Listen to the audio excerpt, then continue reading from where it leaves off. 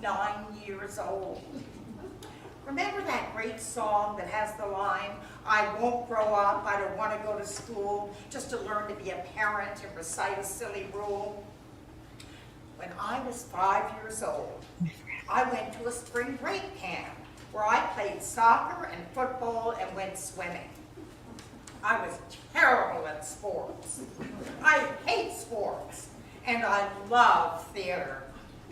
I played sports from age 4 to 6, but at age 7, I started auditioning for actual plays at the Venice Theater. So now you know the chronology of my early life.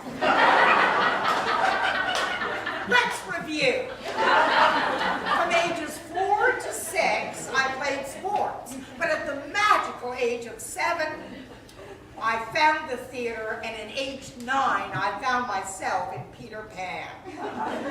Oh, I have played other roles on stage too. I was Mr. Beaver in a production of The Lion, the Witch, and the Wardrobe. It was a medium-sized character. I had 42 lines. That's the show where they put a spotlight on me for the first time ever, and it was very special. One night a guy came up to me and told me that my monologue was fantastic. He said that me and another kid were the best parts of the whole show. I've done some other shows too. I was in My Son, Pinocchio Jr., and I was in Wiley and the Hairy Man. I was the understudy for Ralphie in A Christmas Story. I got to go on for 3 performances, 2 matinees and 1 evening. It was the best experience ever. You know, one of the reasons I started acting is because I was bullied a lot, and I needed theater to get away from the bullying. I can't think of a better way to ignore the bullies than to get on that stage and act.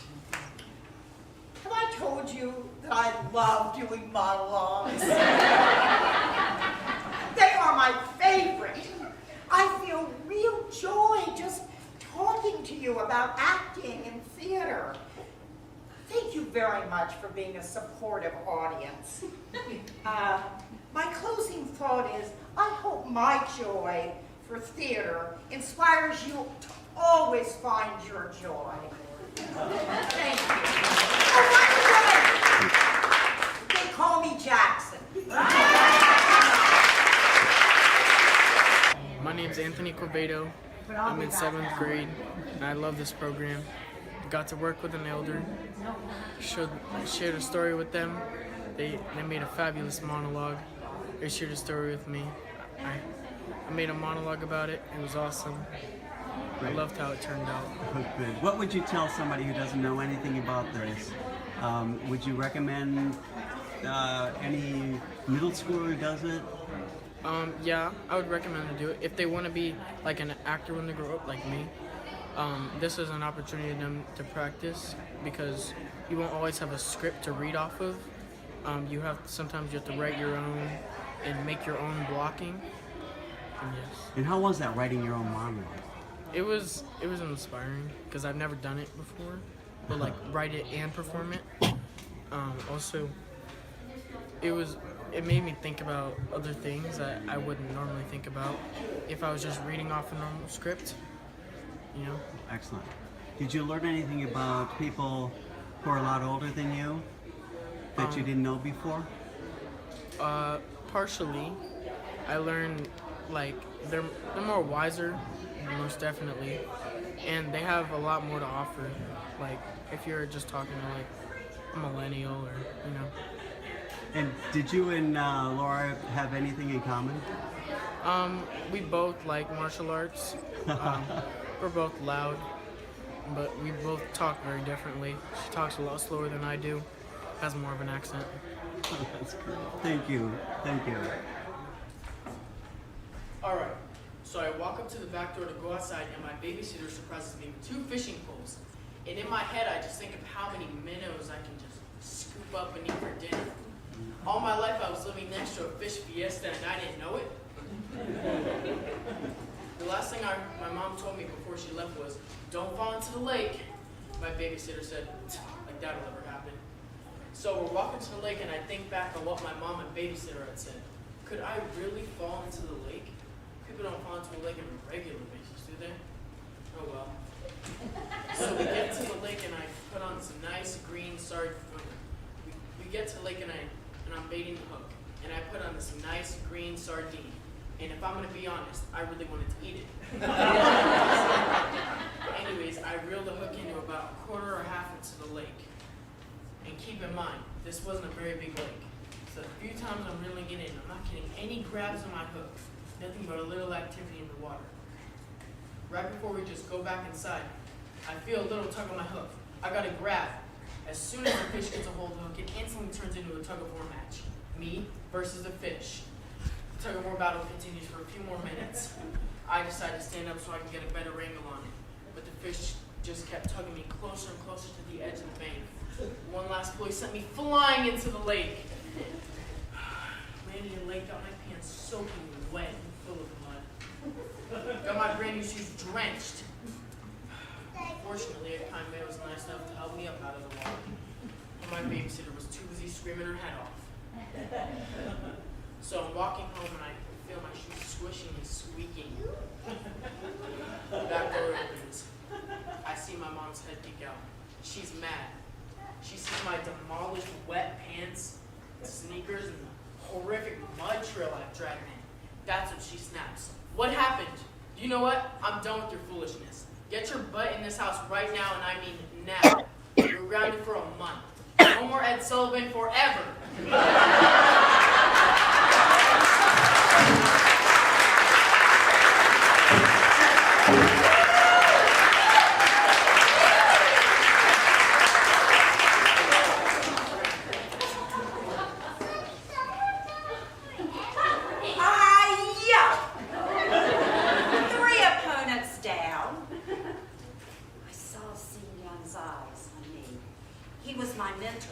My master, the one who taught me everything. I wanted to win this match for him. I glanced around the ring.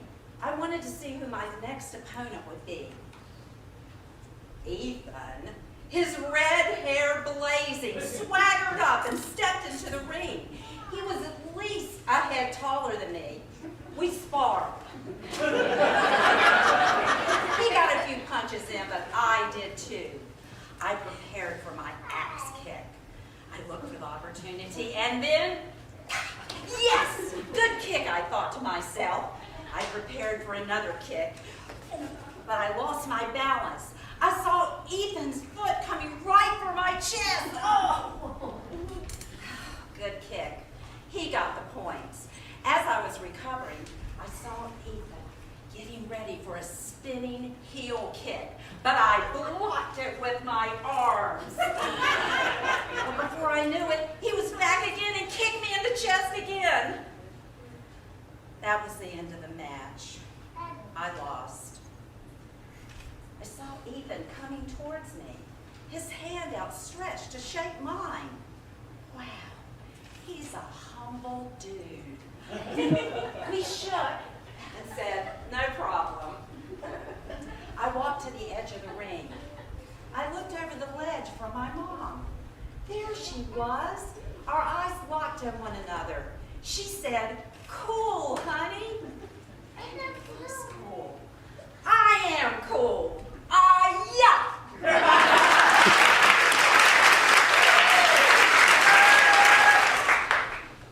I don't write words. I write music. And when I first got involved in this, and I said, I don't know, am I going to have to interview a child, and the child's going to get something from me, and what am I going to get from the child? And I was impressed that she wasn't doing this, and that she could speak, and that she was intelligent and thoughtful, a little edgy. And that really worked for me too. So I wrote, what we've been doing is reflecting on what we've gotten from the kids. So I wrote a jazz song that reflects what I got from Dakota. And the name of the tune is called Dakota. Oh, it works.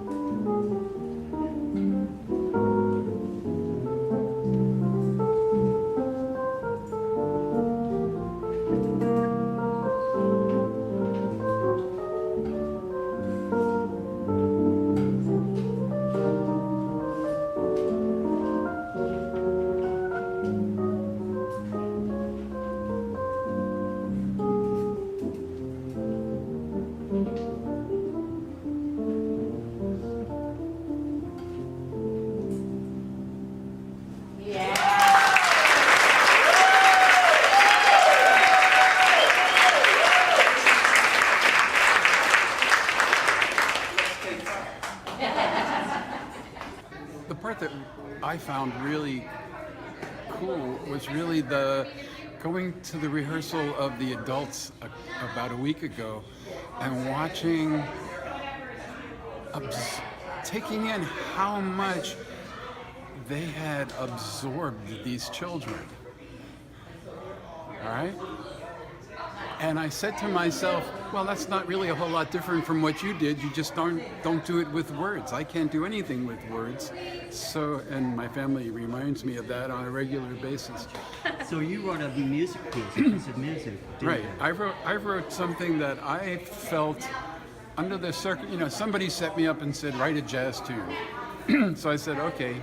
So I wrote something that kind of sort of swings, but mostly reflects and tries to capture the character of this person that I found really fun just to be with. She was very open and she was very clear, and you know, she took enough risks in conversation with an old guy, you know, that allowed me to experience some of the depth of character that she brings to the table. Because most kids, you go, hi, how are you? They go, fine, how are you? You know, and I go, oh God. and this kid didn't get driving home with this glow. I don't have another word. What would you tell somebody, a stranger, about this program?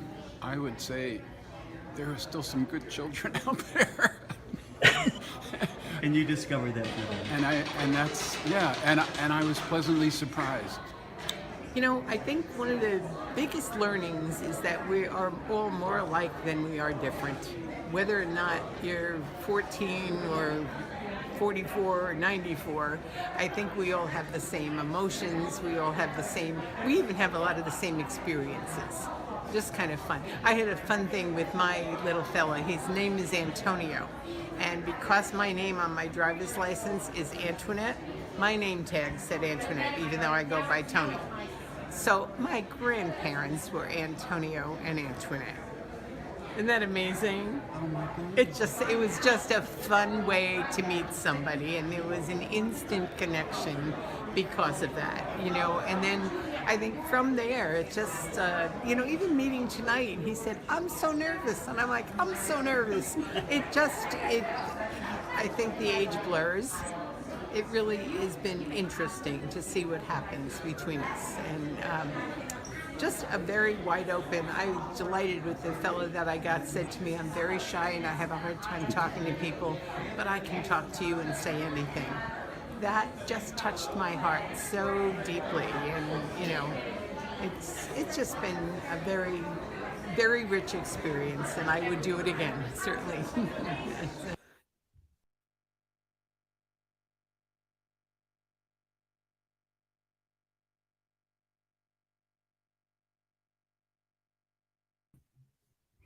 Hi. Hi. I have an apology to Yes, make. yes. I hit the go live button at 7 o'clock and it didn't click in all the way. So We had a went- great show we had a before good you were all 15 in. minutes that So- you didn't get to see. But yeah, it was kind of fun. But what you just saw, those of you who are watching this, was the first year of the bridge, which we then called Gen to Gen or some other thing. And that was the beginning of our intergenerational programming. That's now 5 years, and in fact, 3 of the kids in this video are now in our junior program at the high school. For high school. So that is, just to reiterate, because I don't think any of you heard this before, this is at Kara Mills' class in Booker Middle School VPA program. And we collaborated, which was quite a lovely thing with Carrie. She really got this idea. And we created this program of having an intergenerational mix where the teens were learning how to do active creative listening.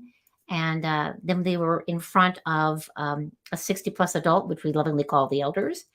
And they got to share experiences and stories. They went off. The teens, as you saw, got to write about the elder, and the elder got to write about the teen in their many different ways. So that was quite fun. Then it's our 5th year. We did go through COVID.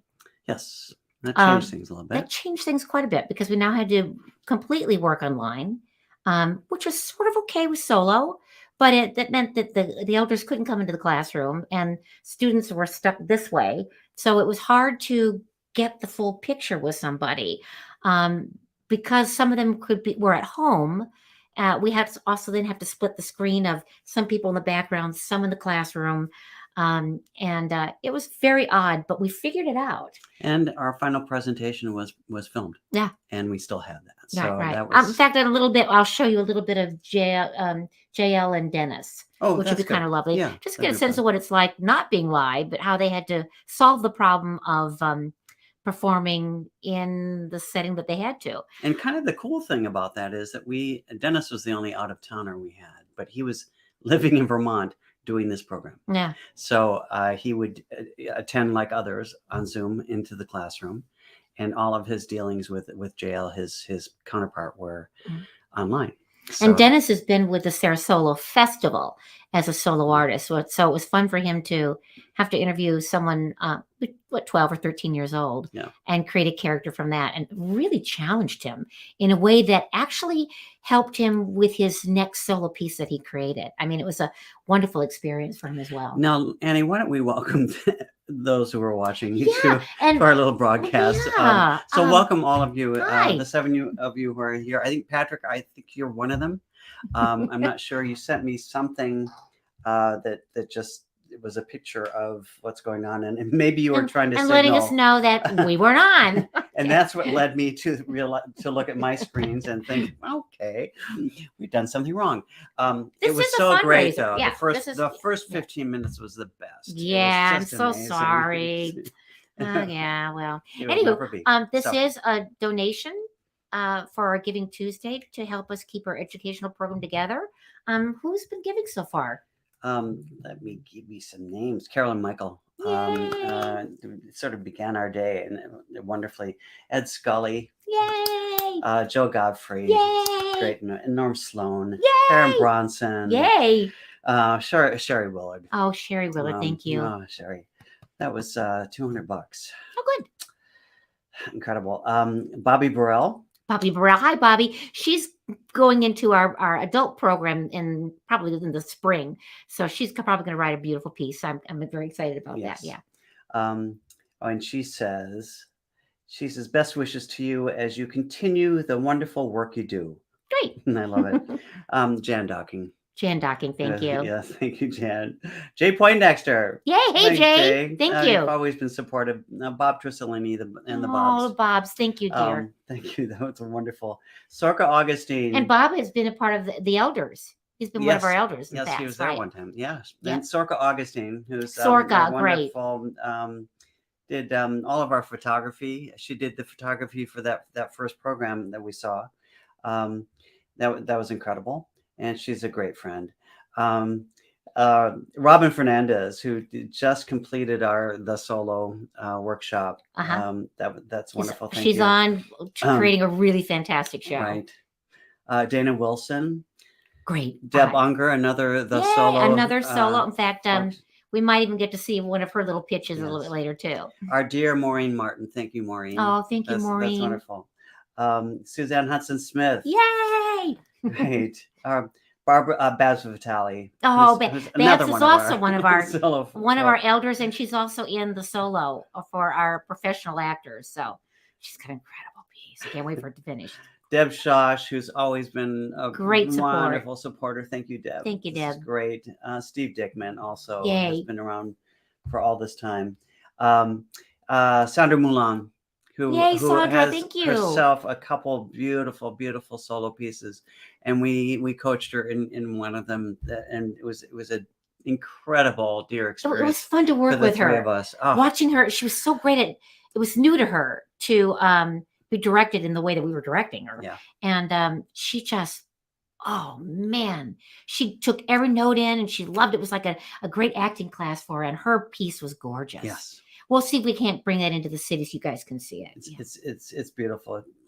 She played the piano with Tom Aposporus. Yay. Yay, Tom. Thank you so much. Thank you, Tom. And Tom has his own company that we will also contribute to, and we suggest others do.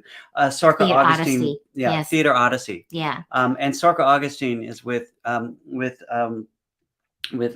Charles Miano studio, and they He's are master Yeah. artwork. yes. And beautiful, and they're looking to build another home too. Right. So So please, they're doing a give to them. GoFundMe, Yeah. and you can find that on I think on their Facebook page. Probably. So go to them. They are great collaborators with us always.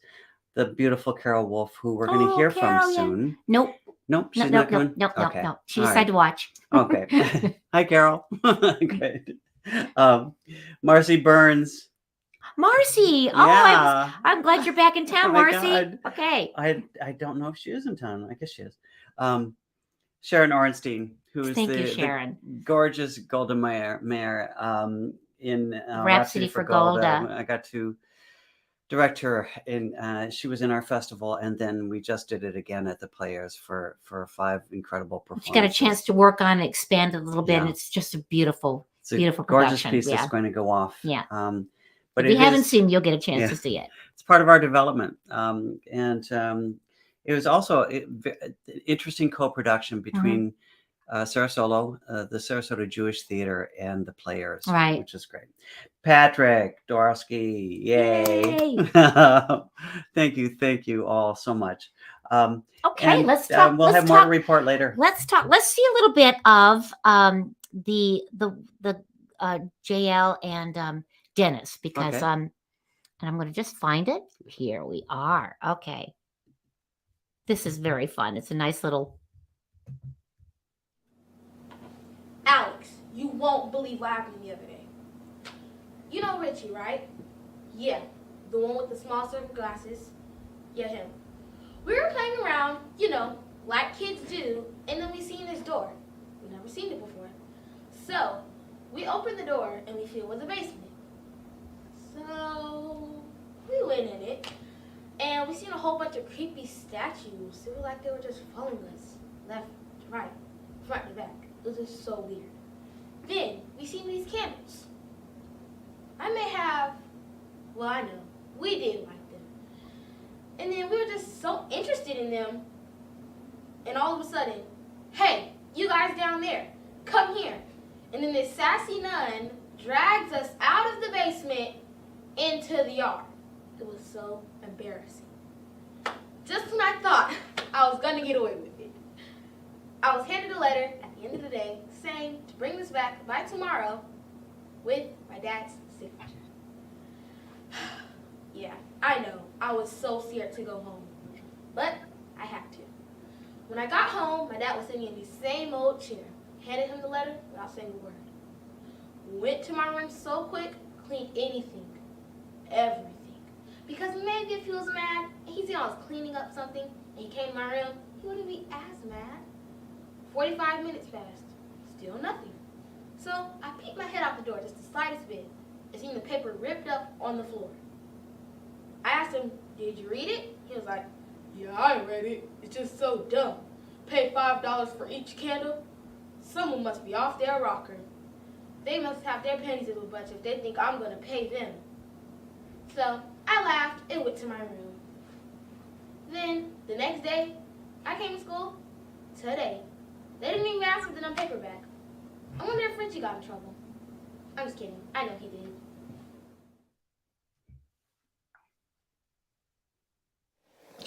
Chill, diva. When you see her, you know she's got a style that fits her best. Holding her backpack tied to her chest, walking the halls, drifting to class, thinking who's looking, 'cause I'm at my best, and fill in the rest, y'all. Walking, thinking everybody's looking for like those aliens I see in the documentaries. Maybe they look just like Kenny and me. Queen Bee, yeah, that's me, just like a smiling pit bull running free, tripping in this world long after it started. Singing till my mortal self leaves me, won't you be startled? Yeah. megatons of history, just as much science. Friends to me, helping me solve some mysteries, keep shaping me in each new day. Pushing me in a brand new way, singing my songs as I go along.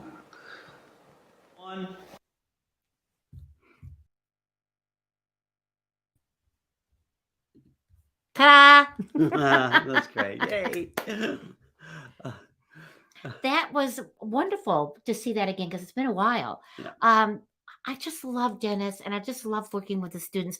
I was working today at Booker Middle with the new group that's going to be coming up, and they just are so creative. This group, they're already developing interesting pieces. I mean, they really got stuck there for a while. Like, I don't know what my elder is so fascinating. They have so much life.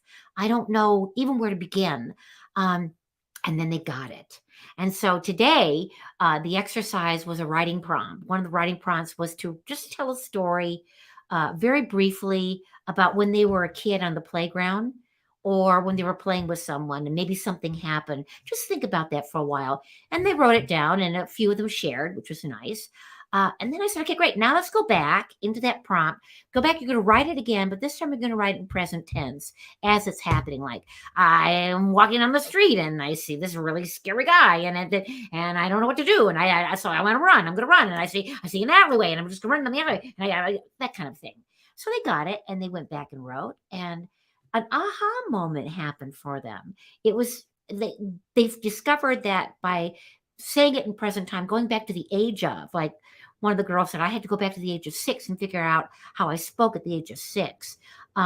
More information came out, and they love that. So then I said, okay, now we're going to go back again. You're going to write the story again, but this time I want you to tell it from another point of view, from either someone else in the story, their point of view of the story, or if there's nobody really to put in there, maybe you're telling it in third person as if you're a witness watching.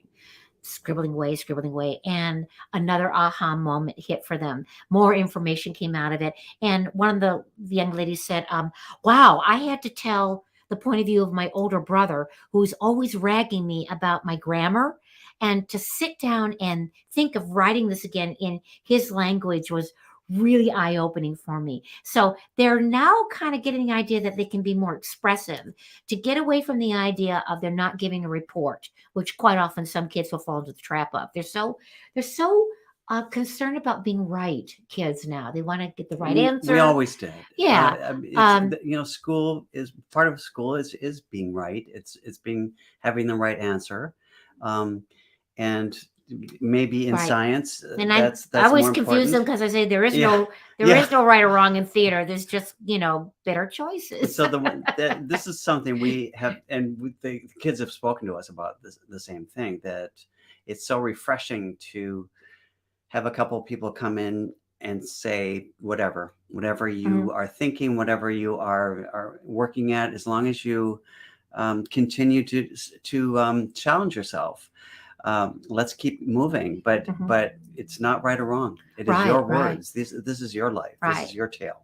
Then we had the fun experience of asking them to write a synopsis of what they think their monologue is. Now, some of these kids are just sort of thinking about it, but they had to use their imagination to create a synopsis. And then reading the synopsis, that's where a lot of clues came in, where they were going to go with their storytelling, which is great.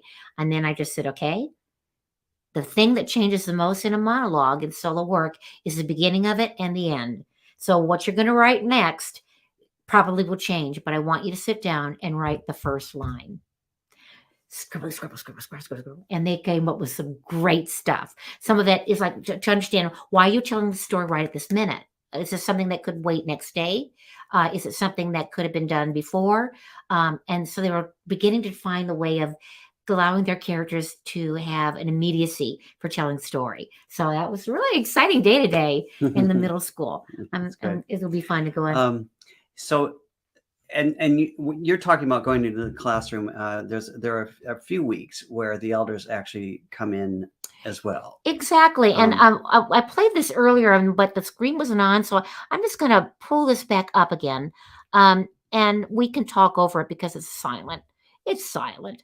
But we come into the classroom. As you can see here, the students are pairing up. and they get a chance to talk. We have a thing that we call, it's speed dating. The elders stay in a chair and the kids move every 3 minutes around to another elder to just get an idea of a feel of the person. And because they want to make the choice. Right. We of let the who they students work make the with. choice of who they want to work with. So this is kind of a little bit of the speed date here. And strangely, it really works. It really works. Magically, it works. The students all get their first or second choice, and it seems to always pair up. I know. Just incredible. Carrie Mills, who is their instructor, is if there's a thing that she may have to pull because several people may want one particular elder, she's been really good about dividing it in a way that makes sense. You're seeing Louise Steinspring there with one of our students, and we just lost her about a year ago, and I'm so sad. She was such a great contribution to the elders, and she's a great contribution to Sarasota and theater. When you first tuned in, we got to see Louise doing Jackson, and it was quite an experience. That first year we got to go to the art center and perform there. That was our largest group. We had like 23 students, so therefore we had to come up with 23 elders. And we're always every year looking for elders, 60 plus adults. If that's something you think you'd be interested in, it's very profound, very rewarding. You'll find that you may end up being like a mentor, and you might find out that the student may be a mentor for you. It's just an amazingly beautiful experience. And tell your friends. Yeah. Those who you think might enjoy the same thing. So we're always looking for volunteers to be elders and we're and in be the a part schools of it. In the fall semester. So the elders start about September and run and then we have our presentation at the end of January. Right. It's one of those J words. One of those J words. I always get confused. At the end of January. With that great time in between in December.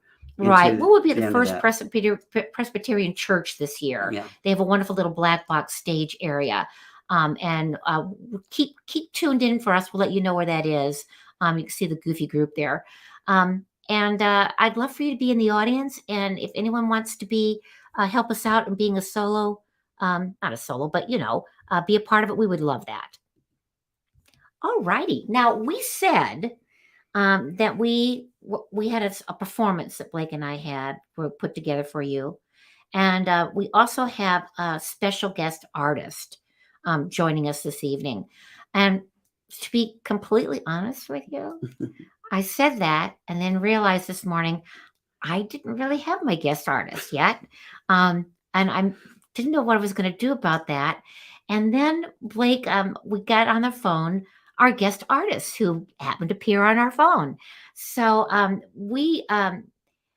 think we should just let it happen. Don't you think so? So yeah, Annie put this together with 2 videos. With our ridiculous sense of humor. So. Blake and I have always said, yes, we're SaraSolo, but we wanted to be able to expand and go beyond and perhaps do maybe solo duo, solo trio. So Blake and I are performing we'll just let it speak for itself.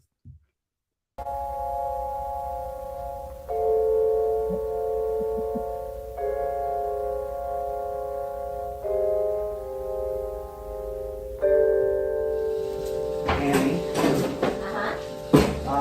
this is first preview from Maryland. Yes, first preview. We should send something to Jonathan. Okay. Like a happy preview or like a happy opening? Happy opening. Break a leg. Yeah. Good luck with that. Probably be maybe. He doesn't know that joke. No, he doesn't. How about a song from Maryland or something? Quick song from Maryland. What? Hey old friend, what do you say, old friend? Be really good tonight. Don't fuck up and say the wrong lyrics. It's your time, be real good.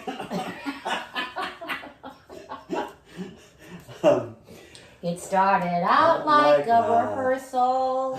That's all right. That's not gonna work.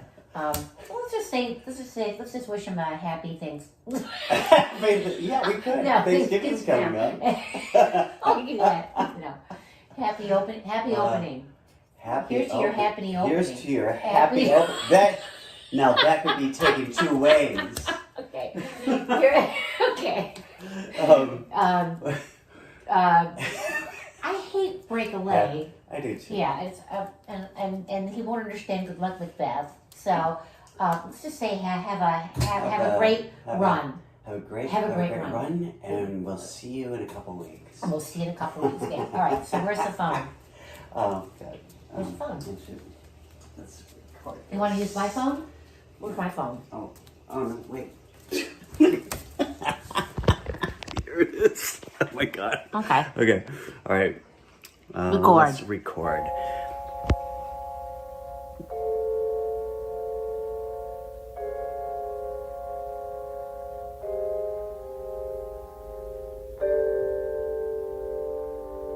Oh my God, you two.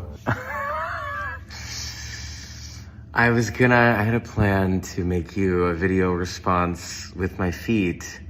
But then I guess I got too self-conscious about what's down there right now.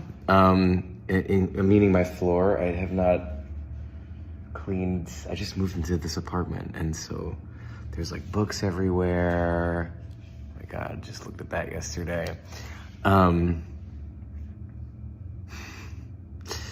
You two are hilarious.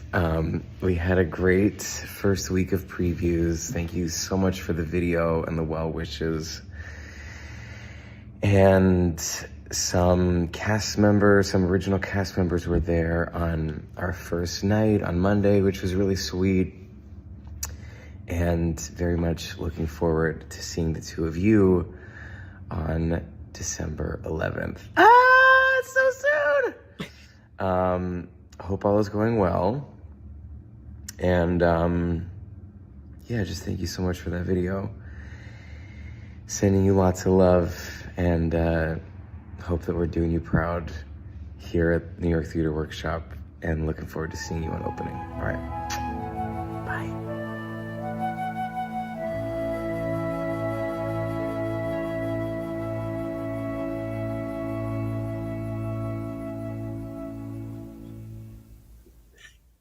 Okay. It's a little bit of our wacky sense of humor. For those of you who may not know, back in 1981, I did the Broadway musical called Merrily We Roll Along, which is being revived right now at the New York Theater Workshop. And I got to meet Jonathan Groff because he came to see my Merrily from Center Stage when I was in New York performing. And he put his number in my phone. Because he really wanted me to come down and do my show for the company. Because we thought it'd be fun to meet, I don't know, like Harry Potter, who's going to be playing Charlie Krinkus, Daniel Radcliffe. And the woman who's playing my role is Lindsay Mendez. I'm thrilled because she's fantastic. So we were invited by one of the producers to come to opening night. Yes. And so we'll be flying up there. And we thought we'd just give a little preview. That's what the whole Sarah duo piece was. And we'll see our new friend up there too, and that'll be wonderful. Yeah. He was talking about the original. This is not SaraSolo's, but he's talking about the original cast members who came, and how excited they all were to realize that they were on stage at the Elvin Theater 41 years before them, on that same night. Yeah. That they came. Yeah, it was very fun. And couldn't get over that, but that was close to closing night. And Jonathan Groff loves what we do down here. Yeah. So you got to see his solo monologue. His first solo monologue we're doing. So let's talk about another one of our programs, which is called Oh Solo Mio. Isn't that clever? Thank you. The names of our first two in-school programs have evolved as well as they had to. This is originally called Flying Solo because that was the name of all of our developmental solo workshops. And we decided to make it more our own by naming it something very different, because we'd seen other programs called the same thing. So we came up with solo, me. Oh, I know. This I know. is because corny. we go into the junior class at the VPA program at Booker High School, Headed by Sonny D. Smith. for the 5th year now. Mhm. And Another the, great the collaborator. juniors Yeah. are at a great place in their high school career where they have had already 2 years of theater classes and chances to be on stage, but they often don't know who they are yet. Of course, they're 17. And instructors don't know who they are because they've had to either fit into a role or they haven't had a chance to really act a whole lot. And this has caused them to look at themselves for the last 5 years, look at themselves very distinctly and write a piece that's based in them. It doesn't have to be totally them. We're not talking about just a monologue about their life experience, but it is based in their life.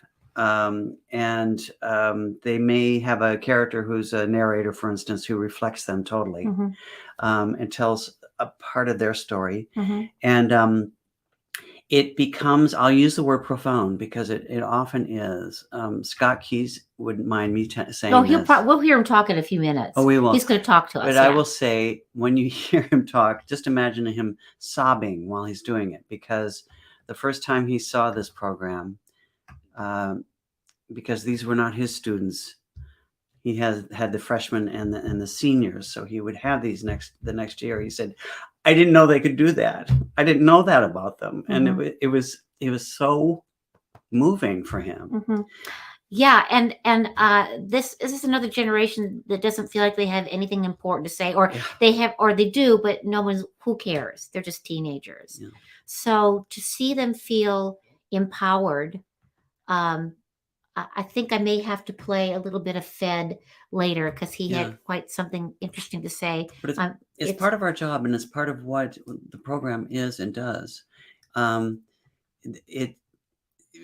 In a way, our role is really simple because we just listen to them and give them exercises, writing exercises, and physical exercises, and things that prompts help draw that keeps them out. going. Right. But our goal is to continue to draw them out, and so they can continue to look inside at themselves. A lot of things they write are for them only, so that they can refer to that later or have it as a thing. We ask them to create their emotional vocabulary that they can utilize later, and it causes them also to, when they're applying for colleges the next year, they have an automatic wild card that they can play. We'll play a little bit of Katie Cairo in a while too, because she has quite a lot to say. And we will actually, when we get into talking about the solo, she's moved on now that she's in college to work in the solo. So she's continuing loving the art form of solo theater. We're just not we're not an organization that just teaches solo playwriting, which a lot of people do. We're interested in all aspects of solo performance. So we have a crash course or a appreciation on solo cabaret performing, physical theater, spoken word, performance art, comedy, any form that is solo. We can look at solo as an autobiography. Maybe it's a biography. Maybe it's a word that they love learning. It's called a monopolylogue, which are a series of monologues, very distinct characters that aren't necessarily one whole piece. They're individual pieces through the evening, but there may be an arc and a link. And we've got a couple of them doing that in this year. And they get to mix and match, find ways to express themselves than just standing up and doing a play. And it's quite fun too. Like last year, one of our gentlemen thought he would like to do a cabaret. Now, I'm the kind of cabaret performer that believes that your patter, what you say leading into a song, is a theater piece. It's not This next song was written by, and a little anecdote that I got out of, Wikipedia, and then get into the song. Um, it should reflect. It should be like a little musical, and his kid really got it. And not only that, but as Blake always says, you put in what you put in. You get Yeah. what you put in. He put in a lot of work, and He asked if he could have extra coaching because he wanted to nail this. He nailed it. yeah. So we got a chance to work with him very privately, and which is the solo work is rarefied because it takes, especially in rehearsal, it takes directors who are kind of gentle or very know that it's vulnerable work, and it's something that Annie and I come to anyway. So it was incredible to see that. I was thinking about something else as you were talking. Oh, I know. While you were talking, I just closed my eyes and thought of something else. Yes, Beatrice Lily. Okay, let's see a little bit of what they have to say about this. Oh, I was going to say something about Katie Cairo, but we will see a little bit of that.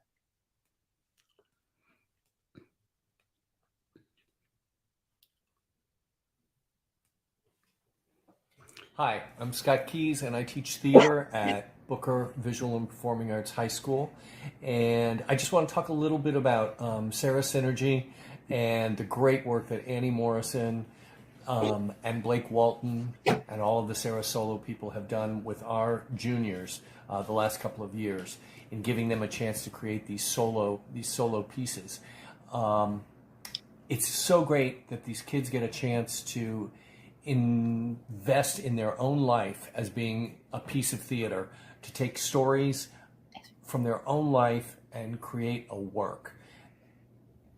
It gives them a confidence and a sense of self that is just really, really incredible and so good for them as young artists.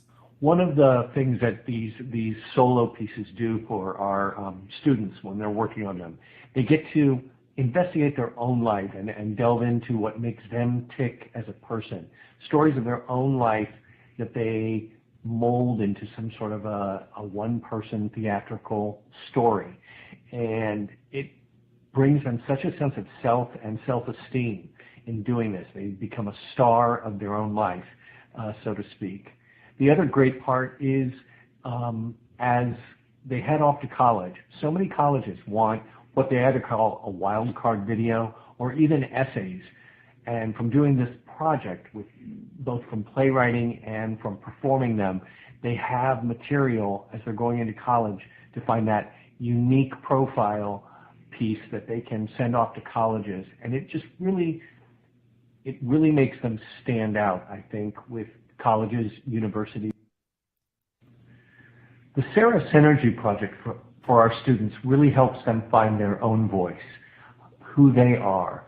We train the students in how to audition for roles, how to sing, how to work on audition pieces, monologues, and perform other roles. But when they are able to take their own life story and create a dramatic work, whether it be humorous, whether it be heartfelt or homespun, they just find a real sense of who they are and where they fit in this ongoing world of theater and acting. Such great experience for them to be able to spend time with themselves, their own thoughts, and translate that into a performance art piece. But even though we are all doing the same exact thing, the process of getting there is different.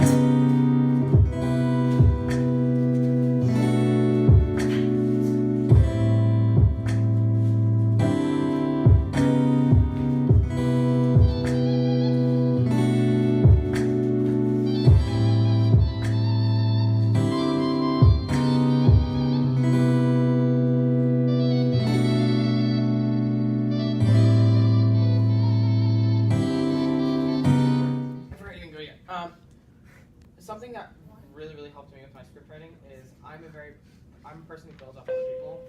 So if you say something out in the audience, I'll respond to you. So I made my piece very, very like interactive with the audience. Not in a sense where I was like, oh, what's your favorite cake?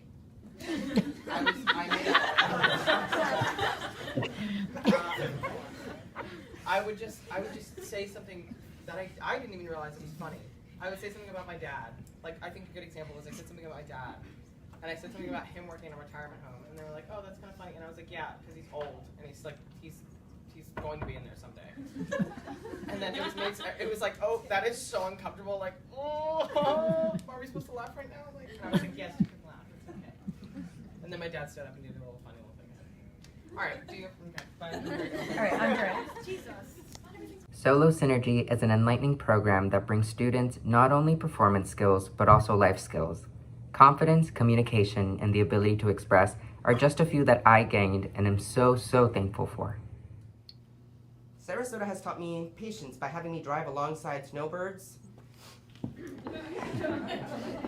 Oh, Sharon's calling. I'm eating my orange. All right, I'm just gonna swerve carelessly, not thinking about anyone else, still opening my orange. It's fine, Floridians don't care. Sorry, Nancy, I'll call you later.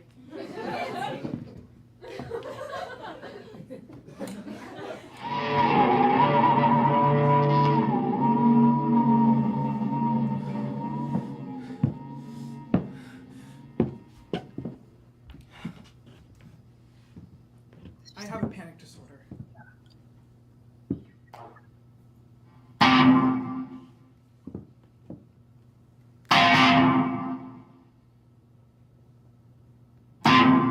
I can feel my throat closing, and my eyes growing green, shaking and spinning. I toss and turn in my broken bed, side to side, over and over, and I still can't find my body too comfortable in the tight skin that I am in.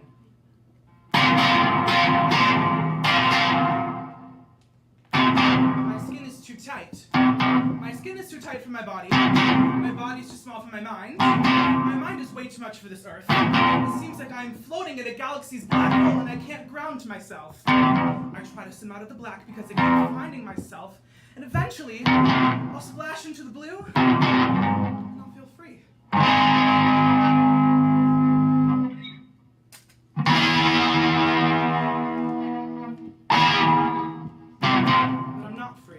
I'm trapped, concealed down at the bottom of the well. I'm in prison, solitary, inside, tied up in a straitjacket with electrotherapy, hitting, zapping, and burning my nervous system, causing me to lay with no control of my body and a straight stream of paralysis. And I'm tied down so tightly, and I can't breathe at all. I've lost all my oxygen supply. I look down to see my feet off the ground, and I'm levitating. I feel like the devil himself has a hold on me, and he won't let go of me no matter how hard I scream at the top of my lungs. And before I get to this next part, I want you all to observe me. I know we have spent probably a couple 6 minutes, but just take me in a little bit.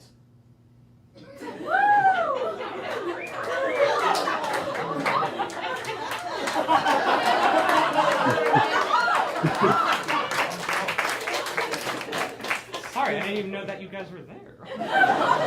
Now, that was getting a little bit weird for my liking, so let's continue with the story. So this man asks me, you know what music is? I said, you know what? As a matter of fact, I do. And he said, you know that Kanye guy? I said, well, yes, of course. Then he said, you look just like him.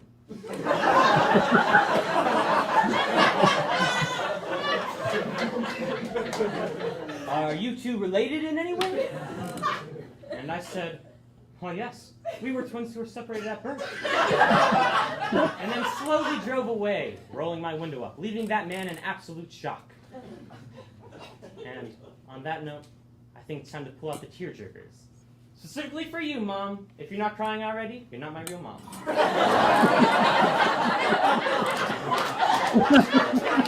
And Dad, I would expect you to cry too, but I don't think in the 17 years of me living you have ever cried, so I'll let it slide.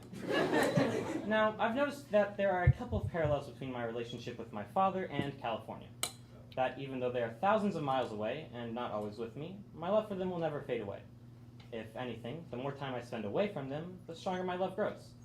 So thank you, California. And Dad, everyone turn and face the bald, short man.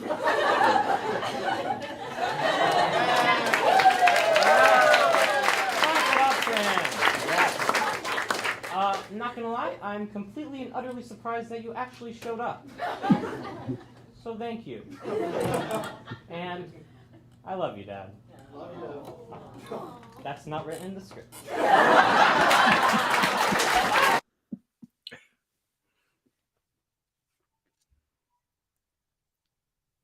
I'm so in my own fucking head, I can't take it sometimes. This is when the insecurity kicks in. This is where my fantasy turns into a nightmare. Fly me to the moon, let me play among the stars. Kinda flat. Let me see what spring is like on Jupiter and Mars. That was pitchy. In other words, told my hand. In other words, baby, kiss me. What the fuck are you doing with your hands? Fill my heart with song, let me sing forevermore. You are all I long for, all I worship. Stop looking down, idiot. In other words, please be true. In other words, I love you. I can't do it. I can't take it anymore. I'm done. I'm done. I'm done. I'm done. Yeah. Like I said, in my own head a lot.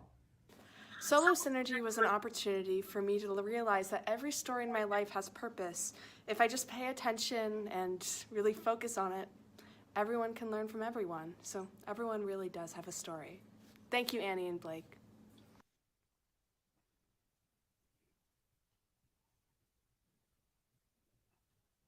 Y-U-N. Yun.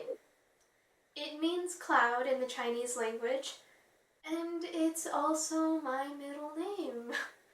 At the beginning of the year, I told most of you I hated my middle name and that you would never know it. As of 30 seconds ago, 4 people in my life knew my middle name, and now we're here. My middle name is part of my heritage and my life, but it also caused me so much pain. From the very beginning of my life, I was never wanted. I mean, I'm literally adopted.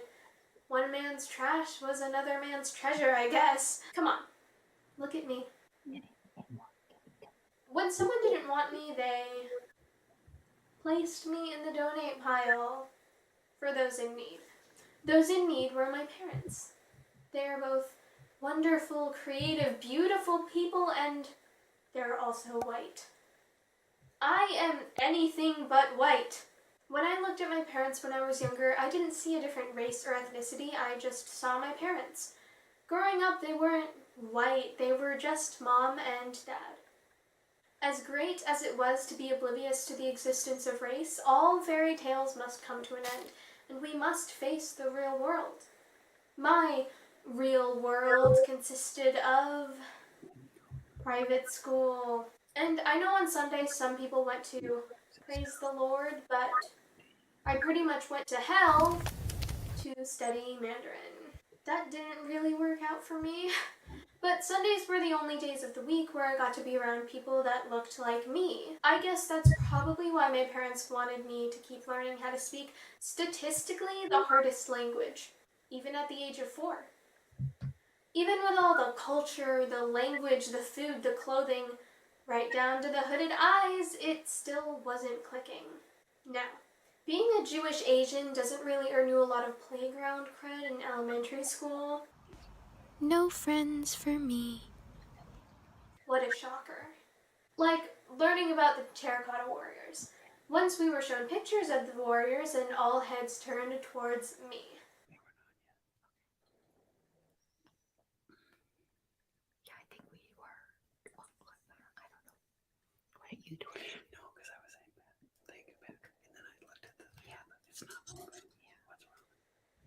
Through Annie and Blake's mentoring, I have been able to improve as an artist through Solo Synergy. I'm very thankful for Annie and Blake for including us in Solo Synergy so we're able to express our thoughts and feelings through performance. What I gained from Solo Synergy was a new love for poetry and writing things like that to inspire me. I enjoyed making my solo play with Solo Synergy because it taught me a new form of self-expression. Solo Synergy was an opportunity for me to realize that every story in my life has purpose. If I just pay attention and really focus on it, everyone can learn from everyone. So everyone really does have a story. Thank you, Annie and Blake. January 25th, Monday. I was just body checking in the mirror and I got new gym clothes. At first I thought they fit my body really well and made me look really good. But after staring for a bit longer, it became very clear that I put on weight. Seeing it made me petrified. Even though my mom just called me petite, even though I went to the gym today, even though the gym clothes made me feel good, I just had a wave of panic course through my body. Lately, fitness has been very fun. In the past 2 weeks have been really good, and I appreciate my body, but right now, I'm scared to go back and check in the mirror. I need to go back to school, and this is way too much pressure on myself. I look completely fine, even if I am a little heavier. Even if I gained a few pounds during the month, I feel good. And that is what should matter. My friends still love me. I'm still the most hilarious girl. I am loved. I don't need a six-pack. I'm getting stronger and faster every day. Even my friends think I'm still totally ripped. Isn't that enough? I get validation from absolutely fucking everywhere but myself. My goal this week is to change how I talk to myself. Even if my waist isn't as tiny or if my arms aren't slimmer and toned. I am worth happiness. I deserve love.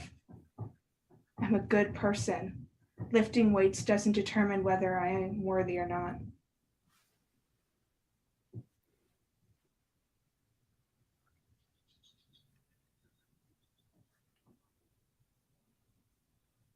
Lifting weights doesn't determine whether I'm worthy or not.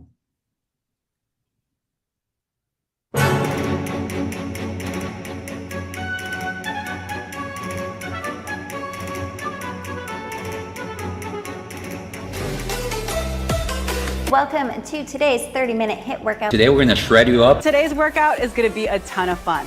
No repeats. It's just 10 minutes, but it's going to be intense. All right, you ready to warm up? Ready to go. All right, so Let's go.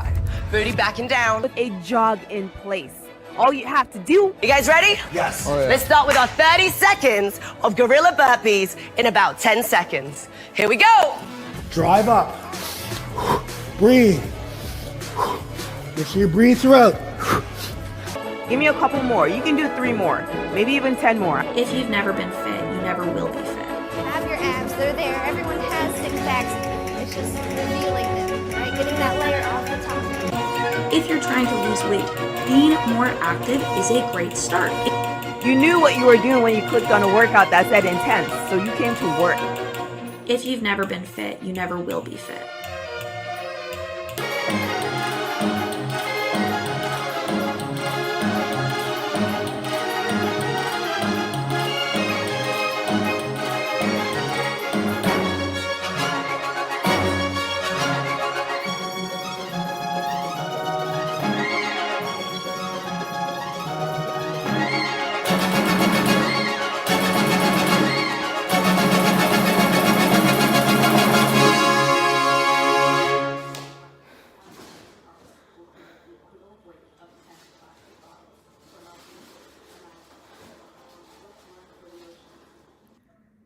I have been so fortunate to have Solo Synergy in my classroom the last several years.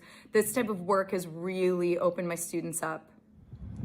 Annie and Blake's work has really helped me to kind of think about things that I would have pushed away before and really consider them and why I've been feeling like that. Annie and Blake's work really helped me center my own writing and figure out exactly how I want to put my thoughts into words. Annie and Blake's work has helped me connect with my true self. Annie and Blake always bring such an exciting energy into the classroom, which makes us excited to work on our projects with them. So it's always just a very fun experience. Solo Synergy has really helped me express my ideas and my feelings down on paper, which was something that was very difficult for me to do beforehand.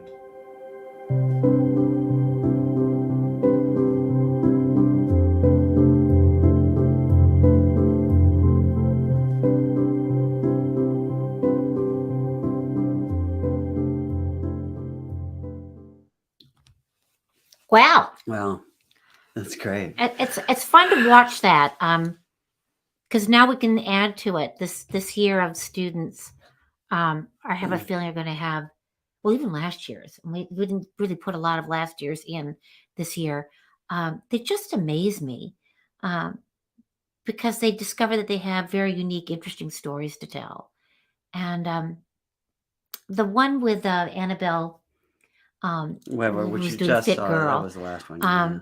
Was an amazing young woman, very mature, and was very concerned about this toxic male or male toxicity. What do you call it? Male toxicity. Yeah. Yeah, and what that does to our society, because it gives body dysmorphia. It reminds girls especially and women And that young boys, yeah. young boys Right. that you've got to be physically a certain type in order to get along in the society, and it dictates so much. And well, I was a victim of that too. Yeah. I mean, I became anorexic, and And have never had a sense of what I look like at all. So. And it does represent something. For that year, there were 3 or 4 students who all had a very similar kind of concern. And interestingly, that was during COVID. So I'm not surprised, because a lot of those things can really come out. So Right, it works right. that way too. I don't think we are very thematic usually every year, but that was one year where that really happened a lot.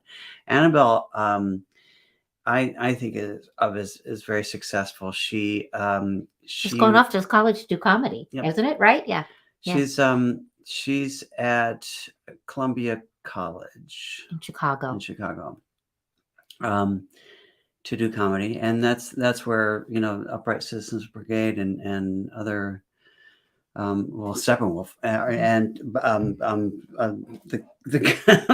the improv company. Oh, you mean Second City? Second City, yeah, because the first one is in New York. Yeah.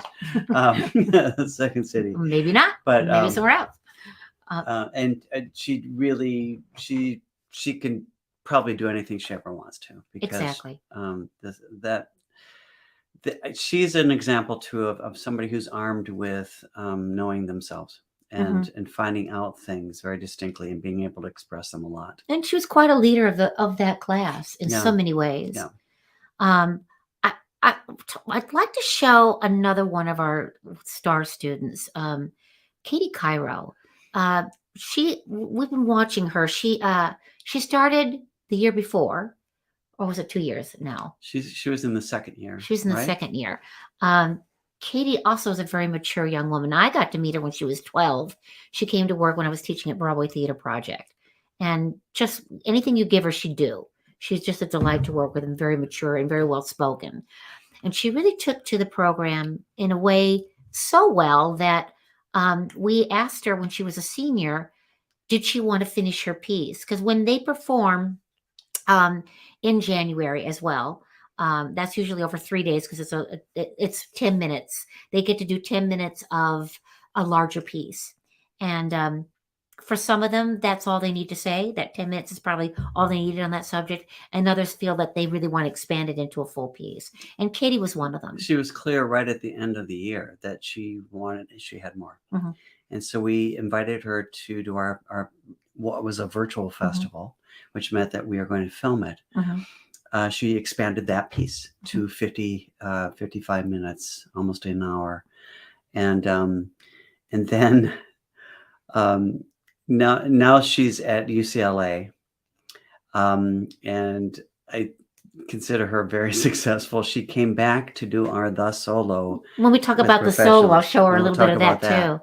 Because we've gotten, she's represented these all 3 programs. Mhm. She was also a booker before we were there. Mhm.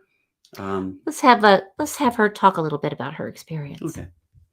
I think she miscalls it too. I'm not sure.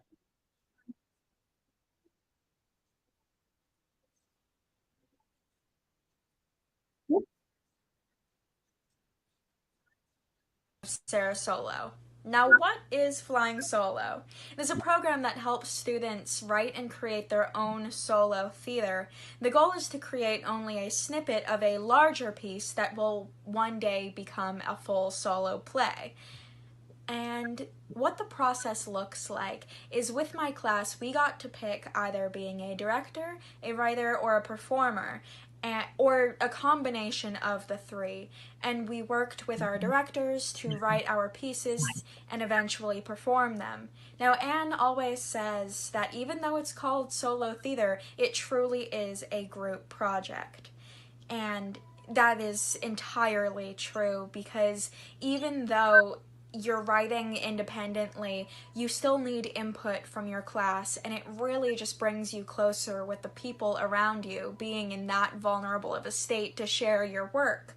Now, what I learned from this entire process is how to accept my work.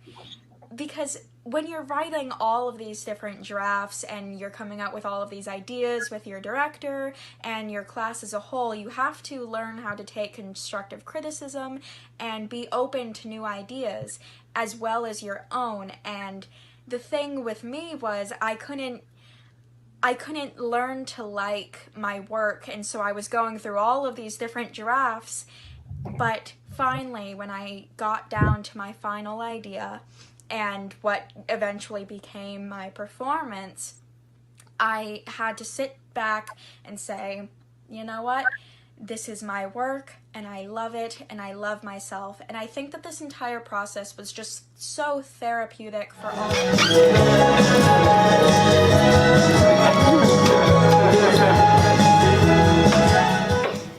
I love you.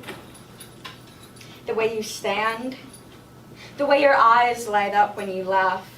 How you use excessive hand gestures when you talk. I love the little things. How you grab your chin when you think. I love how you hate when I look at you for too long. I love how you get annoyed when I make you listen to my music, even though I hate it when you do that. I love that I hate you. I love that you practice your smile in the mirror. I love that your hair sticks straight up. I love that you're sometimes so oblivious to my feelings.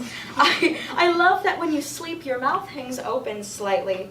I love that look on your face when you're caught without your mask on. I love that you try your best.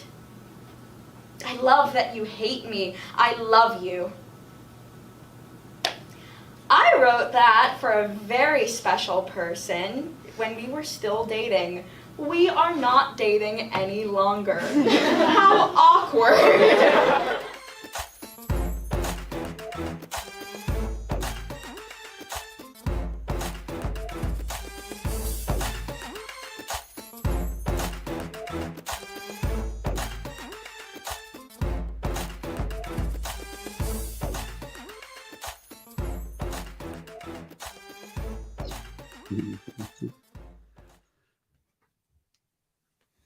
Delete.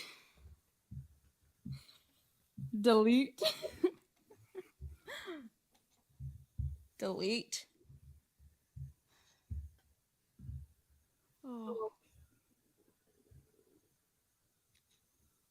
God.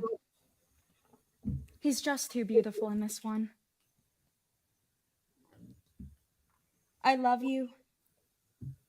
The way you laugh. How you use excessive hand gestures when you talk. I love the little things. How you grab your chin when you think. How you get annoyed at me when I look at you for too long. How you hate it when I make you listen to my music, even though I hate it when you do that. I love that I hate you. I love that you practice your smile in the mirror. I love that your hair sticks straight up. I love that your mouth hangs open when you sleep. I love that you're sometimes so oblivious to my feelings. I love that you try your best. I love that I love you. I love that I hate you. I love you. God, I wish I could just drive over to his house, barge through the door, and recite all of that to him. But I can't. Because we're no longer together. We dated for a grand total of 7 months. In teenager years, that's a decade of marriage and 3 children. I realize that the description of this play is wrong. This isn't the story of a teenage breakup. This is the liberation of one fucking strong, chubby little half-Jew. I am Katie Cairo. I am a grandfather clock that cannot wait to chime. I feel as if I've sat still for too long.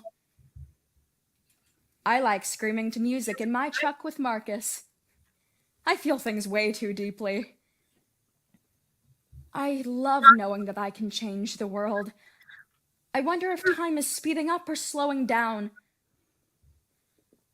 I hope to never settle. I am Katie Cairo.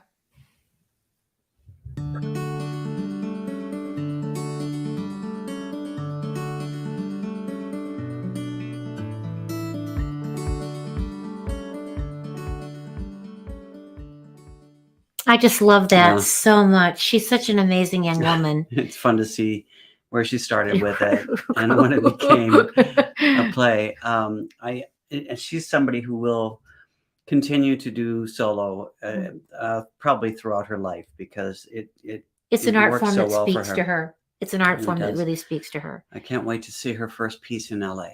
Right. When she's out there. Right. She's writing something now that's kind of profound and wonderful. And when we talk about the solo, because she came back to work, which we thought was a continuation of this piece, because that was an idea that this particular piece could get, as she gets older, can continue to be added to, and then the teenager can be shrunk down as it goes on. But she came, and we'll talk about it, with another fascinating idea. She's amazing, well-spoken. Have you noticed how many times she doesn't say like? Yeah.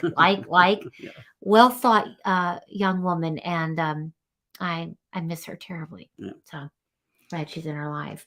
Oh, that I am Katie Cairo. I am a grandfather's clock. Actually came out of an exercise when they were freshmen with Scott Keys that we talked about earlier, who is no longer teaching at Booker. He's retired recently, but it was such a wonderful fixture there. He had them create what they call an I am poem, and she decided in writing that piece was such an important part to put in there. So it's kind of an example that everything that you write, everything you discover, hold on to. We tell them, don't throw everything away if you don't think it's good anymore. Keep it somewhere. Whether it's on your computer or with your handwriting, put it in a pretend garbage can. Because you may pull it out and realize that crumpled up piece of paper or that little file that had some stuff in it is actually gold. You can use it later. We took that idea and presented it to the juniors this year because they did write an I am poem when they were freshmen, but kind of put those away. Mm-hmm. And some of them said they didn't remember where they were. Yeah. We had them write mission statements, and that will change. A personal mission statement. Yeah. And they can refer to those again and again and again, just to refer back to who they are. Yeah, we also had them do a synopsis of where they are in their play too, which could be changing. And it's great because they creating a synopsis right away, even though it hasn't been written really, except bits and pieces of it, does help them focus on where they might go. And I think this year, if you come and see them perform, I hope you do. And we'll keep coming to SaraSolo's Productions to our website, and you'll hear about it. Do come because they're incredible performances. I think we're going to have them read their synopsis first, which is about their larger piece, and then you'll see a 10-minute excerpt of what they think is the best of. Or, like I said, some of them may discover that all they need to say is in that 10 minutes and find another way of expressing themselves later. Great. So we want to grow this so that it can be done in other places around the country. Right. It seems like it's best done right now with us with performing students because they're kind of ready for it, and it makes it easier on us to help focus with our exercises and the way they're built. But ideally, it could be for any kind of school system. So we'll see about that. All right. Right now, Booker is the only school that I know of in the country that uses as part of their curriculum is on solo theater development, and that's pretty cool. Yeah, yes, it is, and we are it. Yeah, and we are it. So far, we're it. That's But like I right. said, it's not just writing a solo play. We honor all the different aspects of the solo performer, and if you can, as you could see from something that you saw, someone decided that they wanted it to be physical theater. That beautiful piece that we saw with the disjointed movement was Sam. Sam had to deal with juvenile arthritis. It probably has a special name for it, and she went into this beautiful kind of spoken word. So the idea of the piece goes into spoken word, and then she goes into physical theater of what that experience is that she's experiencing in her body. And every move is painful. Yeah.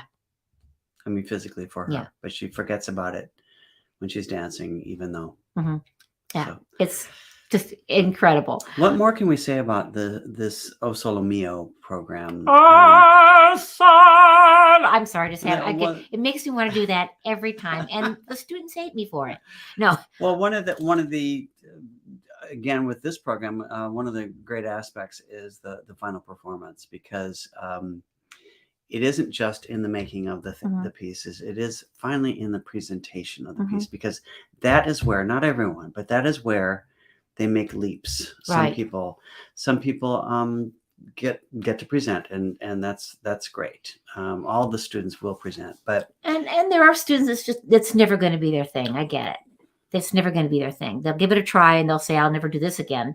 Ha ha ha! They probably will. But it will color their lives probably in all kinds of different ways. It makes you public speaker. It makes you confident, like Scott Keyes was saying about being in life and being in atmosphere. And I always feel, because I love doing solo theater, it's like my favorite art form too, is when the audience becomes your scene partner, and therefore your relationship to an audience really grows, so that when you're on stage in a full play with other actors, I just think I'm a better actor, Yeah. And I can't explain why, but I do. Well, I've said that after doing 2 solo plays, I came back to a multicast play, and my brain, as I walked into rehearsal, said, "Hi, who are you? Oh, wow, somebody I get to talk to. Oh, wow, who is this?" And it's such a different kind of collaboration. It's fun. But you do collaborate in solo work, and Katie's right. Yeah. Absolutely. I mean, if you're smart. I mean, we've gone to the United Solo Festival and seen many solo artists who direct, and they write direct themselves, and that's fine, but it's really helpful to have another eye.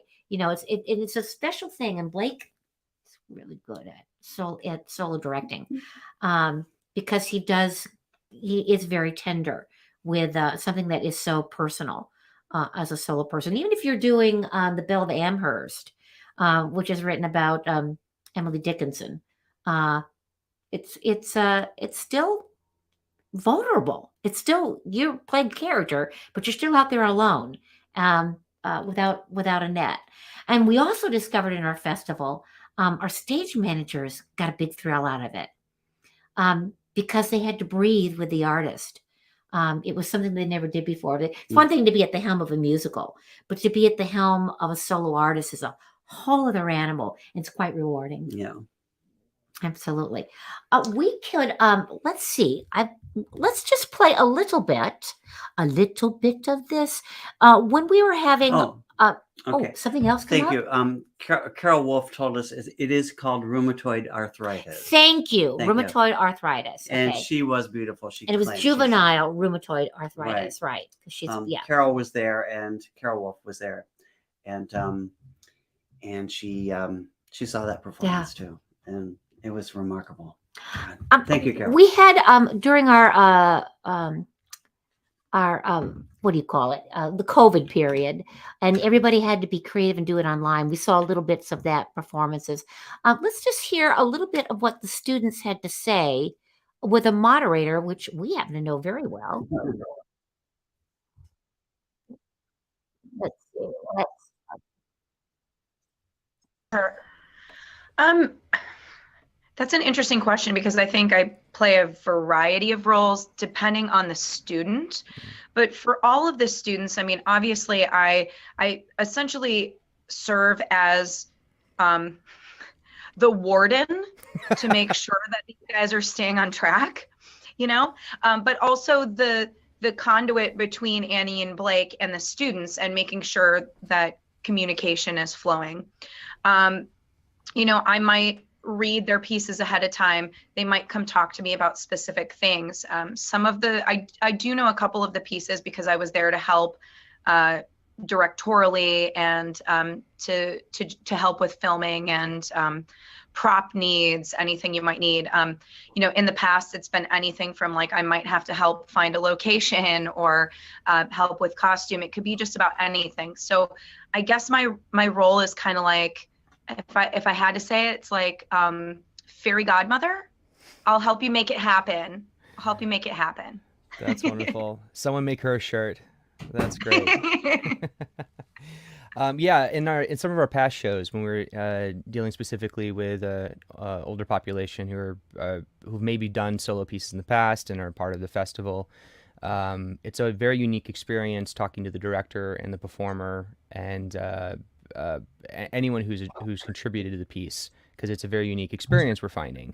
And so I was very interested to get a take on what your part was in all of this, because you know, other than being a teacher and facilitating that way in the school setting, I'm sure it's a very different experience when you are dealing with pieces that are coming from your actors.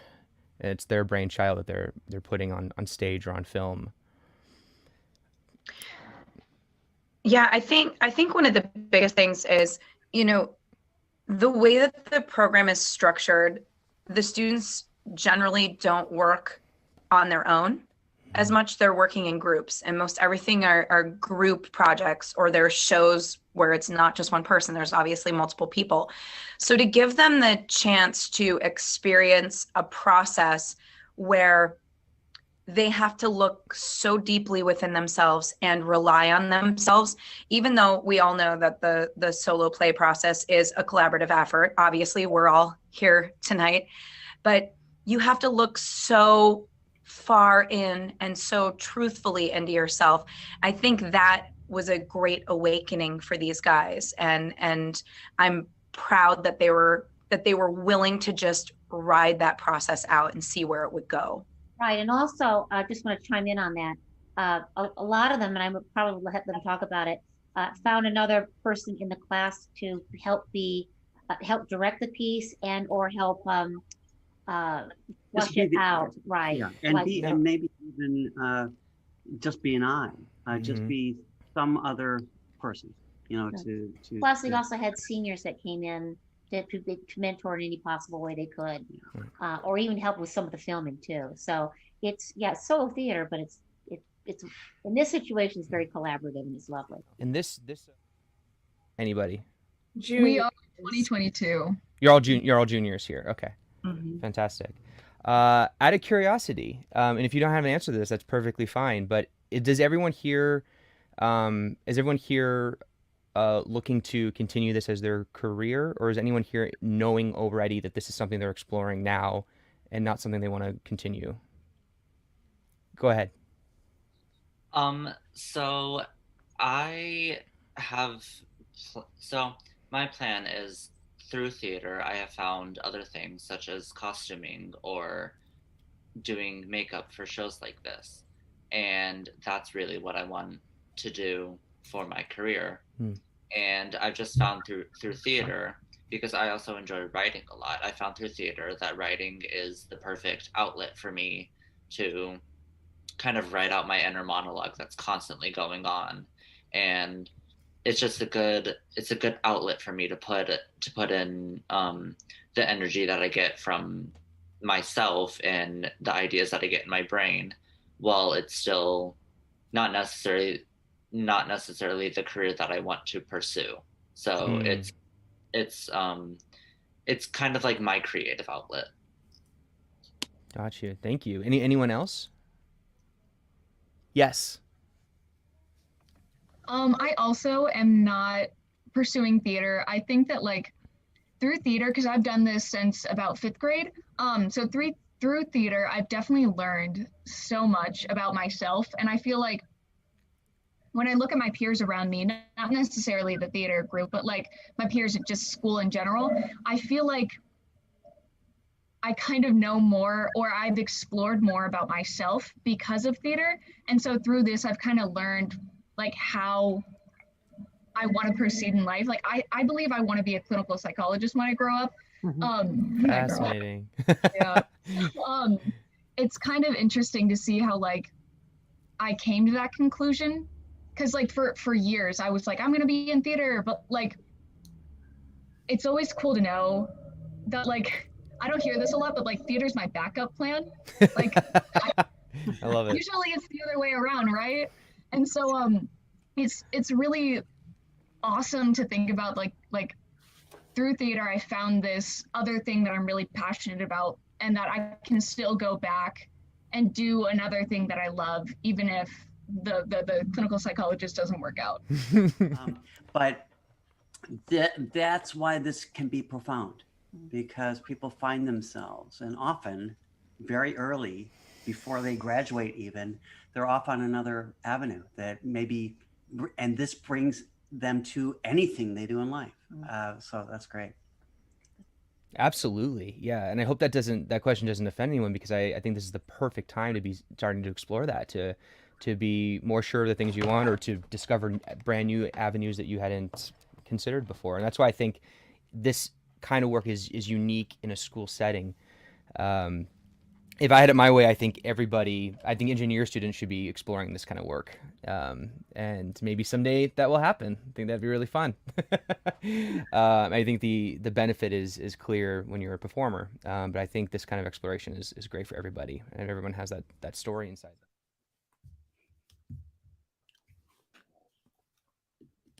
Ta-da! Yay, that was Who was great. that moderator? Oh, He was a very he's very handsome young man. Reminds me Very of somebody. articulate. Yeah, reminds me of Who that is. Huck Yeah. Walton. Yeah. That's right. Yeah, that was our son, Huck Walton, who moderated during the times of COVID. Huck actually went to Booker High School 20 years ago, and was in the VPA program, but they had nothing like this. Yeah. And I'm not saying things are better or worse. No, he said he's jealous, though. Yeah, he is jealous.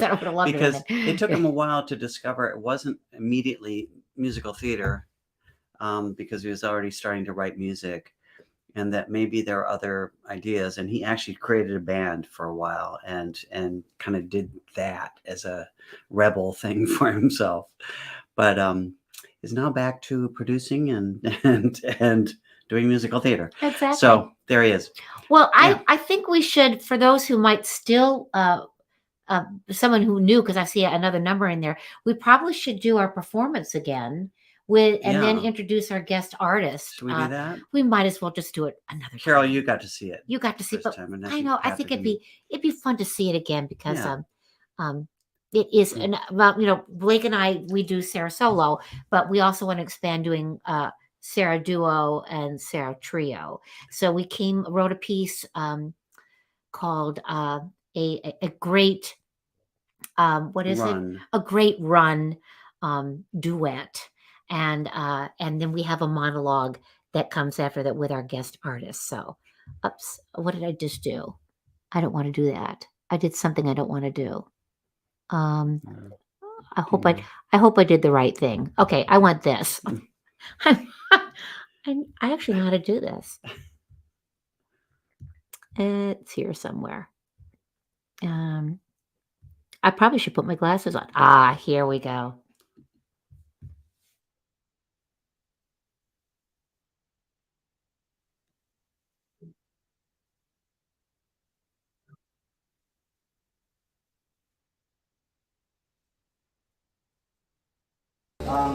This is first preview from Maryland. Yes, first preview.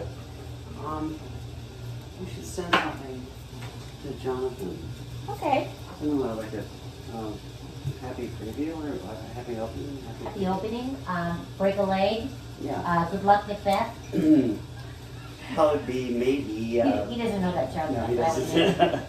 How about a song from Maryland or something? Quick song from Maryland. What? Hey old friend, what do you say, old friend? Be really good tonight. Don't fuck up and say the wrong lyrics. It's your time. Be real good.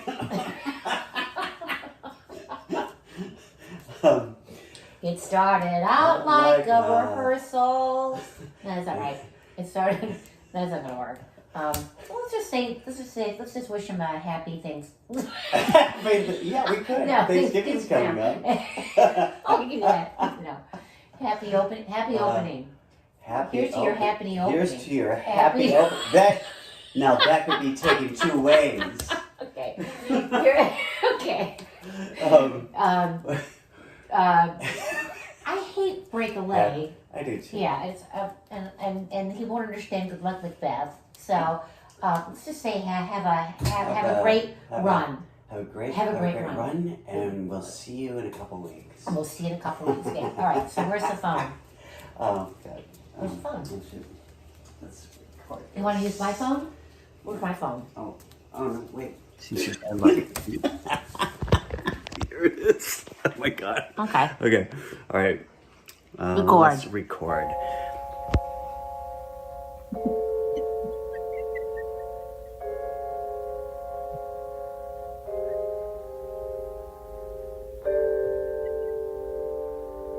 Oh my God, you two.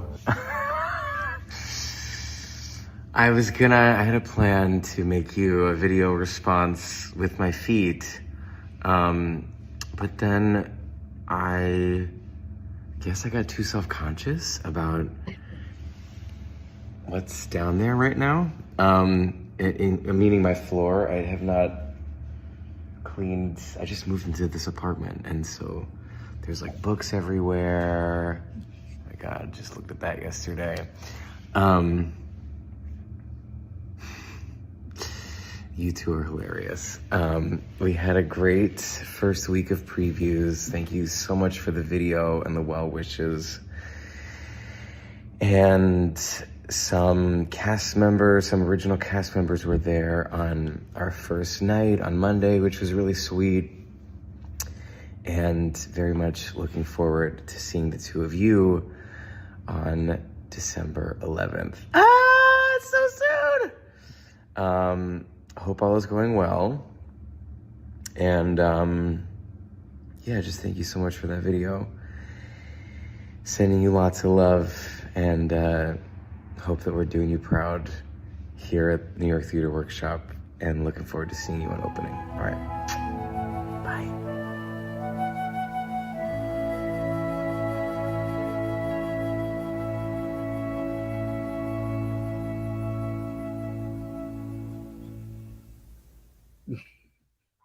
I love that show.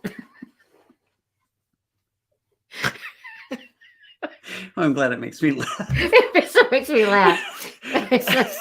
It's this weird thing that Blake and I like to do, is to pretend like we don't know where the phone is, and we set up something. So if any of you get some kind of birthday probably wishes, something bizarre like that. Forget you ever saw this, because we might do something similar. But yeah, we get to go up. We're going to go up to New York. He's a little wrong. He doesn't know this, but his opening night is actually December the 12th, not the 11th. And I hope he doesn't expect us to be there on the 11th, because that's his day off. We'll be at the theater. Actors, So that'll be fun. That's fun. It's really nice to have this relationship, because the cast that came the first time reminded them that 41 years before they were on stage at the Alvin Theater on Broadway. Yeah. And Maria Friedman, the director, just was aghast at that. She said, "Oh my God, of course. Oh, wow." For one thing, they all look so young, and they were. But Yeah, because they were only 20, most of them. So two of them were 16. Yeah, but not who were there at the thing. Come and see my solo musical, and then I'll tell you all about it. Right. But that's how we met Jonathan too, because he came to see Annie's 54 Below, and he said, "You got to bring this show down to the cast and show. You got to do it. Daniel Radcliffe needs to see this." So does Lindsay Mendez to play my role. So it'll be a lot of fun. But all right, so enough of that. Let's talk about the third component of what we're very, very proud of, which is called the solo. Is that pretentious to call it the solo? Yes, it is. It's very pretentious. But then we have we're weird titles. Coming up with a brand and actually talking to Huck about it a lot. And because we wanted something separate that was our solo development program that we're working now with professionals and adults who are non-professionals, and hope to expand this as much as we can, do it ourselves across the country, anywhere. So we named it the Solo. We named it the Solo. And we kind of like that. Mm-hmm. I mean, look at the logo. It's really it's actually up there, the Solo. 2 eyes, a nose, and hair. So it's really kind of fun. And we got a chance to play with it during COVID, because we had decided to do a festival in the spring, and then of course everything was shut down.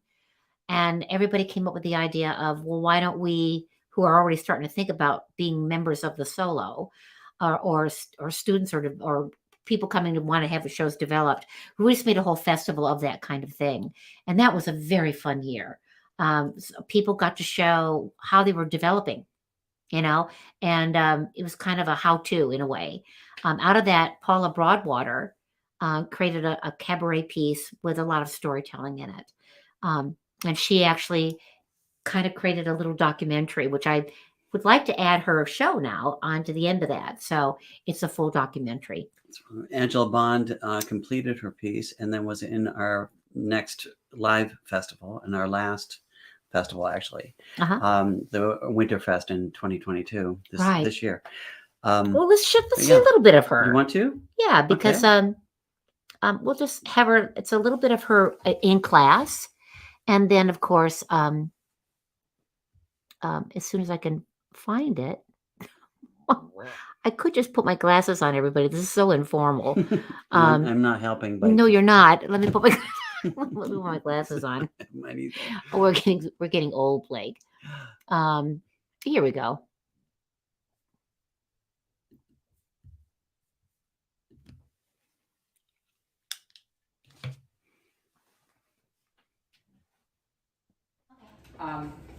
So imagine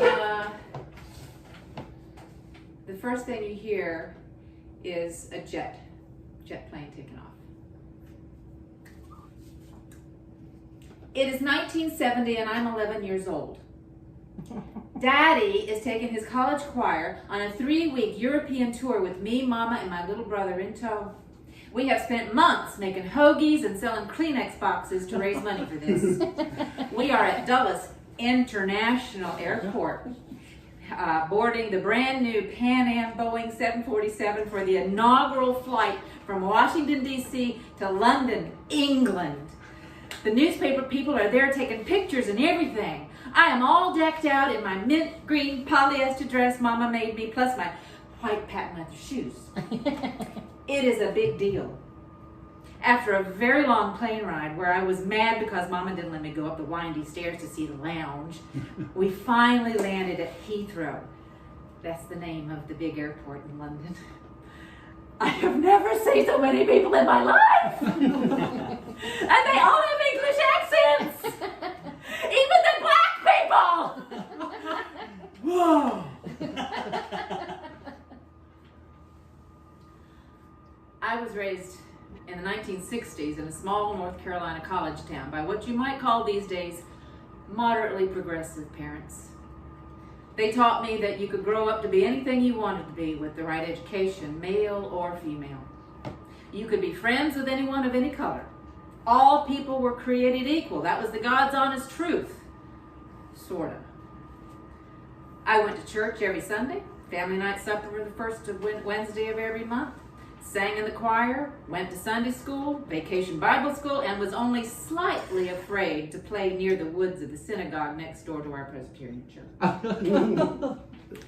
I counted among my friends 2 little black girls, Maxine and April, and 2 little Jewish girls, Sandy and Beverly. I always invited them to my birthday sleepovers, even though a few of my white friends were not allowed to come when their parents found out who else was coming. But I always thought we all got along just great. I have to up my... 50 years later, peering through the mists of time to my own little brigadoon, I have started seeing things a little differently. My mama grew up in a tiny little East Tennessee town called Kingston outside of Knoxville. When her daddy died, she was cleaning out his house and found a big old box filled with pages and pages of stories handwritten by his daddy, probably in the 1920s, titled Memoirs of My Boyhood Days. When I read those stories, I laughed and I cringed and I shook my head. Artistic talent apparently runs deep in my family. But it cracked open the door to some truths, good, bad, sometimes ugly, as to who we were, are. Being Southern ain't what it used to be.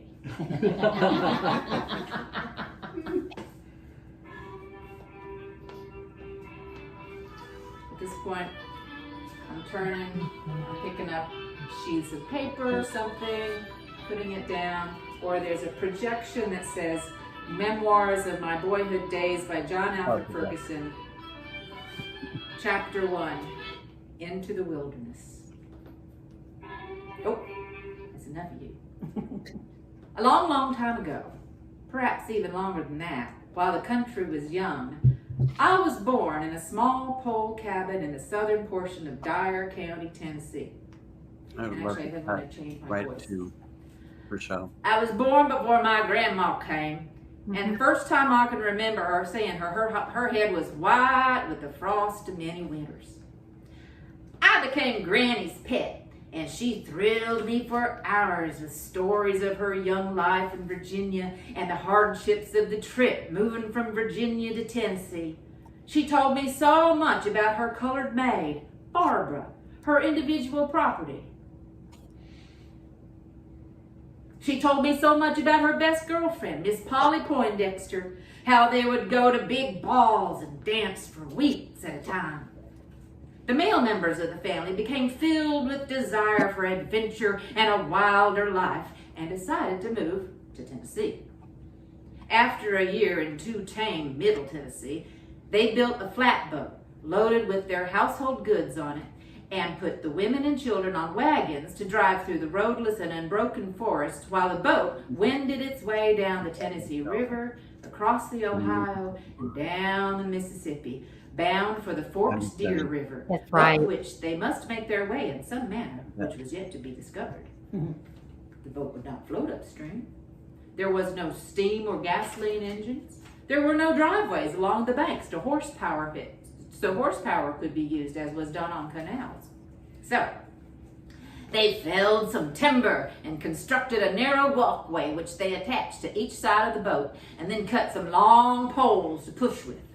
2 teams of 2 men, one on either side of the boat, would alternate going to the front end, placing their poles on the riverbed, and walking to the back, pushing the boat ahead of them. After many days of struggling, they decided to rest. They tied their boat on the riverbank and proceeded to the woods to kill some meat.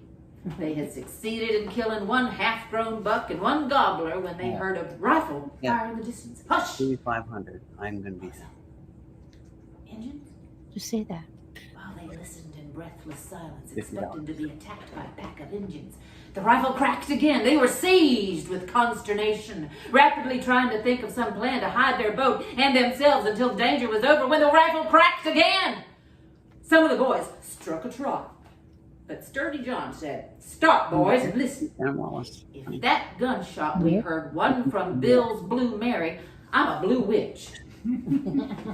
"Well," said George, "if that was Blue Mary that spoke, The Injuns has either killed all our bunch and got all our outfit, or else our folks have beat us to the landing. Suppose you let Long Tom speak and see if Blue Mary answers. Now, Long Tom was the gun that had proved the undoing of the young buck and gobbler aforementioned. So, Long Tom turned loose a hearty bang, and almost instantly, Blue Mary replied, some nearer, and their faithful watchdog stuck his head toward the sky and let out a happy "Ahoo! Ahoo!" for he too had recognized the voice of Blue Mary. Then the boys understood. The folks in the wagons had arrived some days earlier than the boat, and those boys had gone down the river firing Blue Mary occasionally so that perchance they might be heard by the boys on the boat. Oh, imagine how those fellas felt. I cut all this. Oh well. But they have found each other and threw their guns on the ground and commenced to hugging and dabbing like children as they told each other about their trips through the wilderness. Those were my ancestors, the settlers of West Tennessee. Cool. And then I'll sing this song, one verse of it.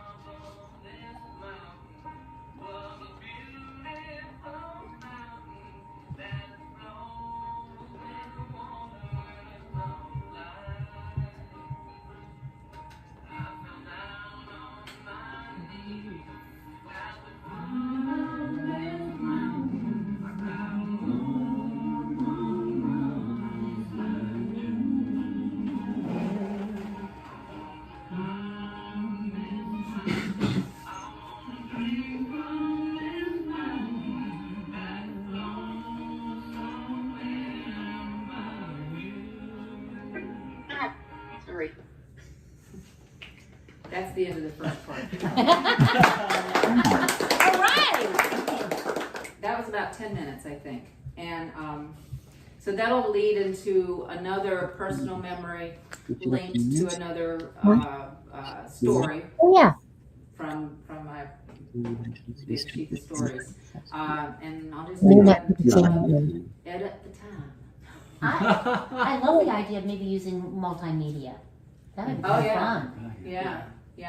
I just want to be able to not have to have it. No, you don't have to. Yeah. The actor taught me that I've got to make a big difference, and I knew this already, but it reinforces. I've got to find the voice of my great-grandfather. Okay. And I've got to really live in that and make that distinct. Is there any Laban gestures in there that might help? I'll have to research that. Probably. Yeah.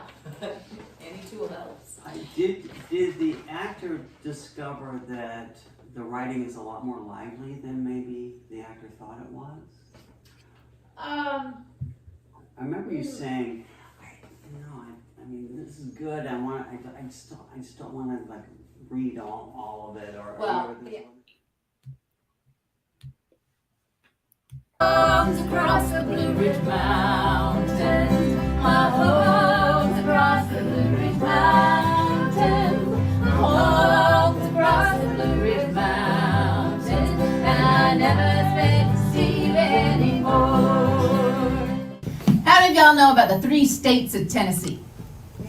You don't?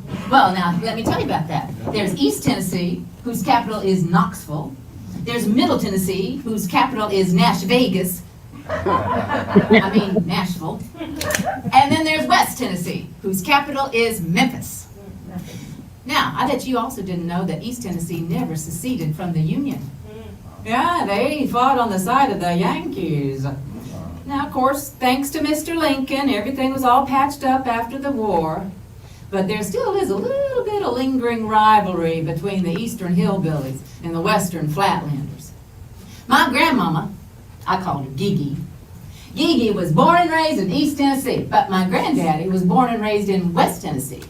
Now, seeing as how Gigi was a hillbilly and granddaddy was a Flatlander, it was no surprise that their union did not last. But that's another story. About 30 years ago, my granddaddy died, and my mama found this envelope. These are stories written by granddaddy's daddy, named John Alfred Ferguson. These are based on his memories of growing up in the early days of Tennessee. Memoirs of My Boyhood Days by John Alfred Ferguson. Chapter 1. Into the Wilderness. A long, long time ago, perhaps even longer than that, I was born in a small pole cabin in the southern portion of Dyer County, Tennessee. When I was still a tadpole, my granny came to live with us. Now, the first time I can remember seeing her, her head was white with the frost of many winters. Granny thrilled me for hours with stories of her young life in Virginia and the hardships of the trip moving to Tennessee. When she was yet a young woman, the male members of the family became filled with desire for adventure and a wilder life than was to be found in Virginia. So they decided to hitch up their wagons and move across the Blue Ridge Mountains to Tennessee. Across the Blue Ridge Mountains, my home's across the Blue Ridge Mountains. That was fun. It's interesting to go back and look at that. The beginnings of it, because it changed quite a bit. What she first read to us, the beginning of it completely changed. And she discovered that as she kept writing and exploring, and then as she got up, she found that the actor was giving her more information, what she didn't need to have anymore. And what was a beautiful there was a real flip that happened. Do you remember? Well, she discovered it was originally it was going to be about her growing up as a Southern girl in the 60s, right, and how strange that was, and also how prejudice permeated Tennessee, even though her family was very progressive. It's just everything around her was speaking to this divide. I think that's a good example. One of the changes that happened was it no longer became about her. Mm-hmm. Well, she discovered when she needed to focus more on her mother, right, and when she made that connection, then she sat down. She said she's basically finished writing it in one night. Yeah. She just had to have that one extra little hook that explained, switched everything. Exactly. And then the desire to really have live bluegrass music and finding the material to go along with it, mm-hmm, and have that collaboration. I mean, it's still a piece, but she was it was supported with live musicians. And she made a choice to read it. Yeah. I mean, parts of it. I read parts of it. Have it almost as it's storytelling in a way. It's well, she puts it down. We appreciate that because that is a conceit. That's one form, and the whole thing feels like really good storytelling anyway. Mm-hmm. So it had a nice form to it. And she talked in that class about maybe using slides in some way, and so watching that evolve too. What slides would she use? Yes. How would that be presented? So it would pretty much everything she talked about in that first class thing was finally presented. She was really fine-tuning what she wanted with it, which was quite lovely. Yeah. It's so much fun. It's fun to work with 12 and 13-year-olds who are just babies and learning about theater and getting over the fear of talking to a stranger, and finding out that their that truth isn't in facts, and that they can actually their elder becomes their muse. So they can actually create other things to make the monologue work better, and then to work with kids who are 17, 18, right around there, who are a little more advanced in their understanding of who they are, and where they're going at that young age, and making those discoveries that, oh, I can be free. I know we played at the very beginning, and I forgot to turn the I hit the go button, but it didn't quite go. I made at the end of this play the beginning again, because Fed says a beautiful thing from our year this year about what he discovered, the freedom of being able to write in the class, which is so opposed to what he's been learning in the rest of school. And that's kind of, and then to be able to work with professional actors who, some of them have never done solo work ever and are braving this for the first time. Some of them have a little bit, but they just need the right kick in the butt for the new piece, because you procrastinate when you write by yourself. If you're all alone, if you don't have that other person that's egging you on or listening to you. And I think that's why we loved putting the solo together. We're not just, yes, you can hire us to coach you and help you. And even you can hire us to direct it if you want. But the beginnings is to get a group of solo artists together to brave the water as a group. They're all writing individual pieces, but the lovely thing is that they now have a family. Yes. You have their email. You can say, hey, Deb, I want you to read this particular thing. I said, oh yeah, I'll take a look at that. Oh, you remember you were looking for a song? I think I found the song for you. Which is lovely, because otherwise you've got someone else to help you kick your butt to get moving. And even just to witness and to be in a room, even if there isn't a lot of, first of all, there's not a lot of critical talk at all, but or across the table, how people want you to write your piece or present it. It's really supportive. But it's very supportive. Annie and I do take the reins a lot and understand that kind of what the dynamic in the room is, and keep riding them all into the sunset. So that works really well. Yeah. We are discovering that we're probably preaching to the choir right now, but we are discovering that this is really something that we think we can do well. And we're now being invited to other parts of the country. There's a talk about bringing us up to Minnesota, Los Angeles, up to Ohio, to Cleveland. Up to Ohio, Cleveland, Ohio, which would be fun. Let's take our suitcase and go on the road. That's good. That's good. Go. I want to show a little bit of. Remember, we had Katie Cairo, who I got to meet when she was 12. And then she did our O Solo Mio program, and then she got to be in the festival, and then she went off to college, and she came back this past summer to be in one of the intensive. We have a week intensive with the solo to start off with, and then what happened this particular summer?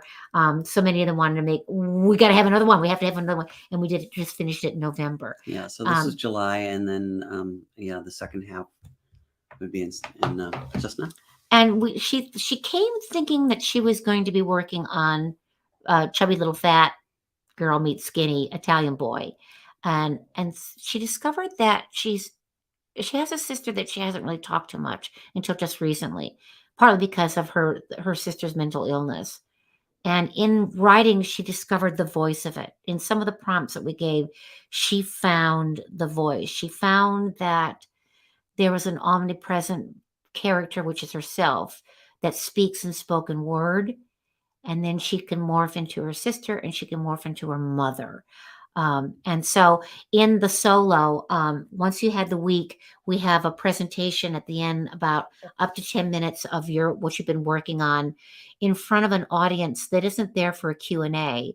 In fact, they're not even there to give you any feedback, really, except to be your scene partner, so that the actor can inform the writer what's going on. And this is Katie. So let's see a little bit of what Katie had to do in class.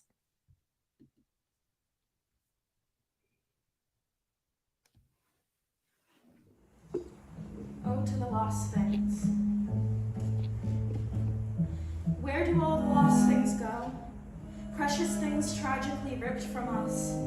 Like those circular lilac glasses that made my heart swell and the recessed rugrat sneer, thrown into a frustrated rage into a box, lost in the place where lost things go.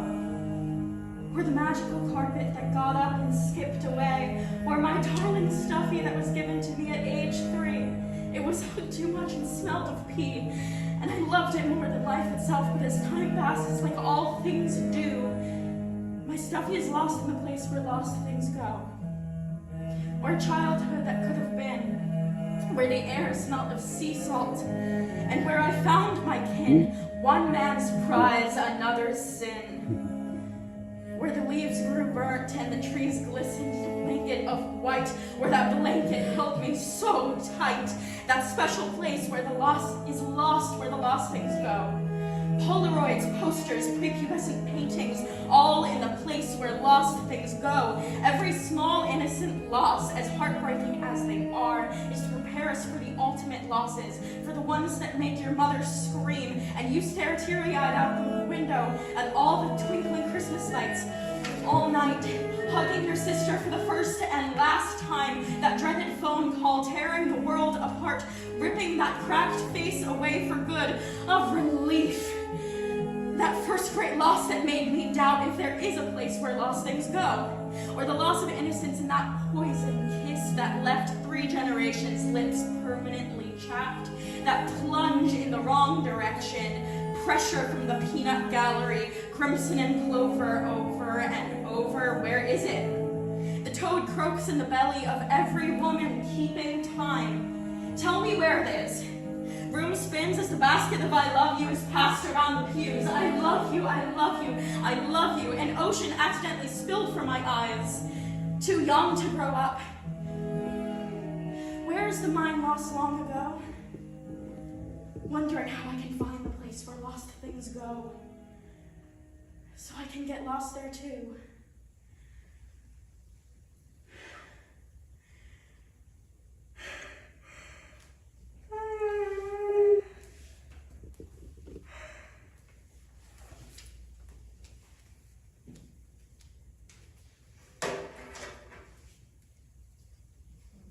Working on an art project. When I paint, I usually use really bright colors like reds and blues, that sort of thing. Yellow, and my style is sort of like original because I get a base of one color or sometimes a couple different colors. And then I take more paint and paint with my fingers, kind of just splashing, spattering it all around. I would say I'm an artist. I do art. I try and be just creative all the time. You know, I've been told that my art could be sold for a lot of money, like museums and stuff, or just locally, I guess. And I've thought about it, but I don't know. The thing would be overwhelming. I like to use popsicle sticks too. Popsicle sticks with everything. When I was little, I didn't have good grades or anything, because I'm dyslexic. Instead of doing the homework, I would just do the work as an art project, usually with popsicle sticks, but my teachers didn't like that very much. Miss Stoneham, she said that I talk too much. But because I'm dyslexic, I had a really hard time, but in the 3rd grade, I got on a roll with a paper and everything, and that's my greatest moment or accomplishment. On this project, I'm using purple and blue because I think they look pretty together. So that would be cool. Yeah, so my dyslexia gave me a lot of anxiety, and that's why I dropped out of high school 3 months before graduation. So. Wait, what was I talking about?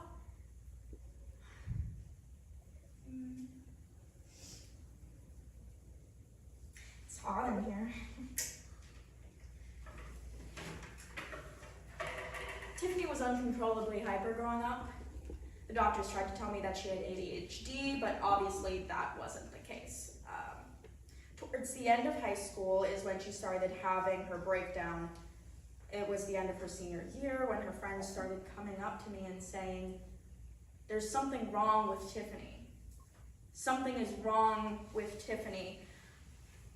And this was more than just the standard Tiffany-ism, because she had always been slightly off, but the older she got, I think it became harder for her brain to overcompensate. Her boyfriend at the time came to me and said she had texted him over 100 times that day. She knew something was wrong too. Tiffany kept telling me, "I'm not crazy, Mom. I'm not crazy." I would tell her, "I know, we just need to get you help." She began losing the ability to tell what was real and not real.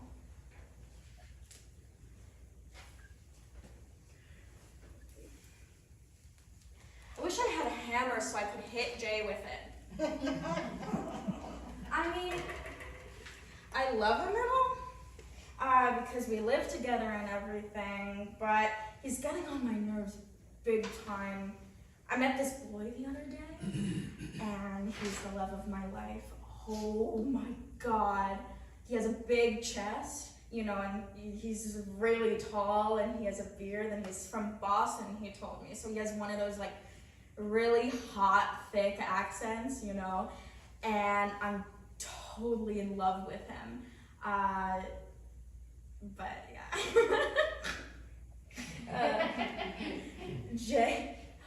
Jay has not tried stopping to talk to me, and it's really getting on my nerves.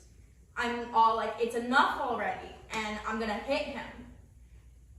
He needs to leave me alone and take his meds. I don't know the boy's name, but I think we're soulmates. Yeah, but so on Friday, me and Jay are gonna make blueberry muffins and give them to Mama. So that'll be nice, I guess. I don't think I'm attracted to Jay anymore, because I've felt this for a while, but I think he turned me into an asexual. But don't tell Mama, because she'll flip out. You just have to know who you are in life, and that'll take you far. Well, I got into contact with a bunch of different psychiatric programs, you know, and all of them telling me the same thing: we can't help you. Eventually we found her help, and this was all voluntary by her. What we didn't know was that help meant being Baker acted. This means at 18 years old, my 90-pound daughter was put into handcuffs by the police and dragged into the back of a cop car. In tears, she looked at me and said, "But I didn't do anything wrong." She was taken to a temporary hospital with drug addicts, alcoholics, all kinds of people, you know. You see, Florida doesn't have any mental health resources. I call it no funding Florida. And the state did not allow me to see her at all because she was 18, an adult. She was under strict lockdown. I had to get an attorney and fight them just to see my baby. They took my kid. The state took my kid. Since these hospitals are temporary, she just was bouncing around from program to program, hospital to hospital, and at the end of each one, the doctor would tell me she's stable, and send her packing. She's not stable, she doesn't even know who she is.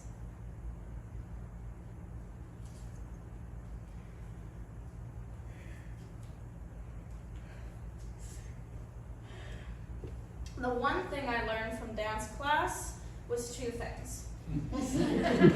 How to do a headstand in my dance recital for 500 people at Ruth Eckerd Hall. I'm not going to do it now.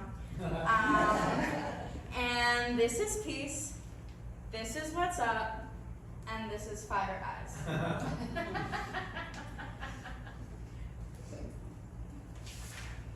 Every place she went to just wanted to load her up on meds to sedate her. Finally, I just said enough is enough, you know? I mean, at that point, she was basically on horse tranquilizers and having convulsions from the amount of medication. Each doctor kept asking where I'm from, and I would say Boston. Oh, well, if you lived in Boston, they have plenty of resources. And I was told that over and over and over again, and eventually I took the hint. She was in a hospital in Orlando, and she was about to get out, and they were going to tell me she was stable, and she's not. I was already about $75,000 in debt, and I was running out of money. I didn't know what to do. I was upset. So I moved the whole family from no funding Florida to Boston. It was a new start for Tiffany and me. Boston was the best and worst thing I ever did.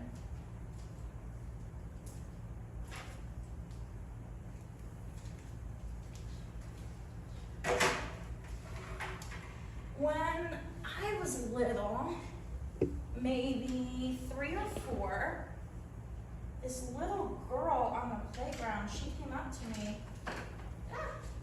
She came up to me and she asked me to play. She's a really fast runner, really good at tag. She asked me to play at her house. She asked me to play at her house. She invited me over. It meant a whole lot. She wanted to be my friend. It was always really hard for me to make friends. But at her house, they had this beautiful old-fashioned telephone with the circle thing, the circle thing. the dial, and everything. And they had such pretty things, really, really nice things. Everyone's houses always had really, really nice things. Like my best friend in high school, Cherie, she had this really pretty shag carpet and flower couch in her basement. Or even in our house in Boston, we had the prettiest magic carpet, and I used to sleep on it when I got scared. So that was really nice. Really nice things. The green lamp at the neighbor's house. I forget which house that was, but yeah, really, really nice things. And I think that little girl, gosh, I wish I knew her name. I think,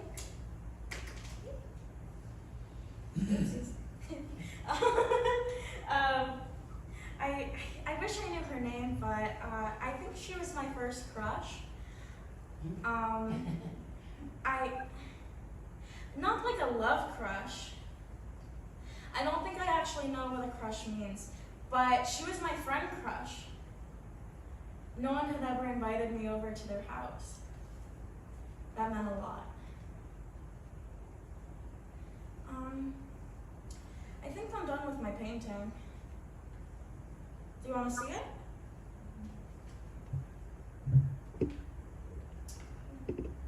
Pink, and I added some gray metallic, and then some blue on top. I didn't go with the purple, but some blue on top. I think this painting is my favorite.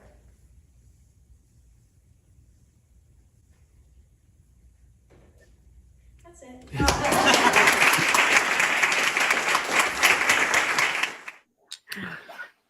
She's so wonderful. While we were doing this, I texted her out in California, telling her how wonderful she is and hope that she's continuing to work with it. And she said, "Oh, wow, thank you. I really need to hear that today. I want to finish it as well." And in all honesty, I've gotten slightly bitter about the piece and have gotten lost in writer's block. I'm about to launch a theater company at the end of next week, actually, where it'll be a forum for specifically women's stories. I was hoping the first play of the season would be the one of my solo plays. So you need to finish that. It's quite wonderful. I love that. I love when we say that we have writer's block. What do you think that really is, Blake? Oh, such a good question. I just had it right now. It's thinker's block. Oh, it's thinker's block. I kind of, you know, I do question it because I think it's probably important to discover that there's this thing where you just can't go forward. But I really believe that that is just either that the piece is not ready for you to move forward, or it's, you know, I usually think a little cosmically, or you don't have the proper prompt for yourself. You don't know where you're going to. I always talk to my students about how Arthur Miller would never finish a scene. He would go on into the next one, or finish a scene, or complete the middle of a scene, and stop there, because the momentum gave him, which, you know, the beginning of the scene would give him to the end of the scene, and then he would go further. That is a trick he learned about how his brain works. I don't know what writer's block is. I like that trick too, because then when I come back in, I don't have to say, gee, I don't know where to go next. Right. You've left it right there. And sometimes where you left it is the spark to maybe even go in a completely different direction if you need to. And I think when she finished this, she shelved it for a minute to get back home, and then looked it up and she goes, well, now where do I go? I didn't end somewhere. So I think you and I need to give her a prompt. Yeah. I think we need to give her a prompt. That's really good. Yeah. And this past November, we finished, again, people who are a little bit further on down the line. We added some new people into the mix. And I want to show a little bit of one of the guys. We had a guy who came in with Laura Workman, who came over the summer, had an interesting piece about Rusty Warren, who was known as the Knockers Up Girl back in the 50s, and had a lovely time chatting with the real Rusty, and developed a relationship and trying to find a way to tell Rusty's story, but also be able to incorporate her own self in that. So she's been exploring that path. And in talking while she was in Ohio, another dear friend of hers who actually went with her to talk to Rusty says, I think I have a piece too. But I'm stuck. I haven't been able to go any further with it. And he really took to the prompts that we had. And while he was here, he really saw where he needed to go with his piece. And he made gigantic moves. I think I'm going to go up to Ohio and work with him. And direct his piece. And direct it, because it really spoke to me. And I think we know where it can go, and how to. The same how I feel when I work with Laura. We'll have to take a trip up there. But it's an interesting, because he had this great idea to tell. Yes, he's a performer. He was a dancer, and then dancer's life doesn't last very long. But how he supported himself with all these weird, odd, strange professions. Some of them that got in very dark places, and things that brought him to the light. And he realized, as a dancer, and he hasn't danced in a long time, since we were showing that solo theater, we're not just only writing a play. He gravitated rightfully so to also physical theater as a dancer, and got stimulated by when we showed him a little bit of Bill Bowers, the mime, who came to our festival and we know very well. And by seeing that, it gave him the courage to move forward. So we're going to take a peek at his in-class thing, which is going to develop into something, and it's quite fun. This is Brad Speck.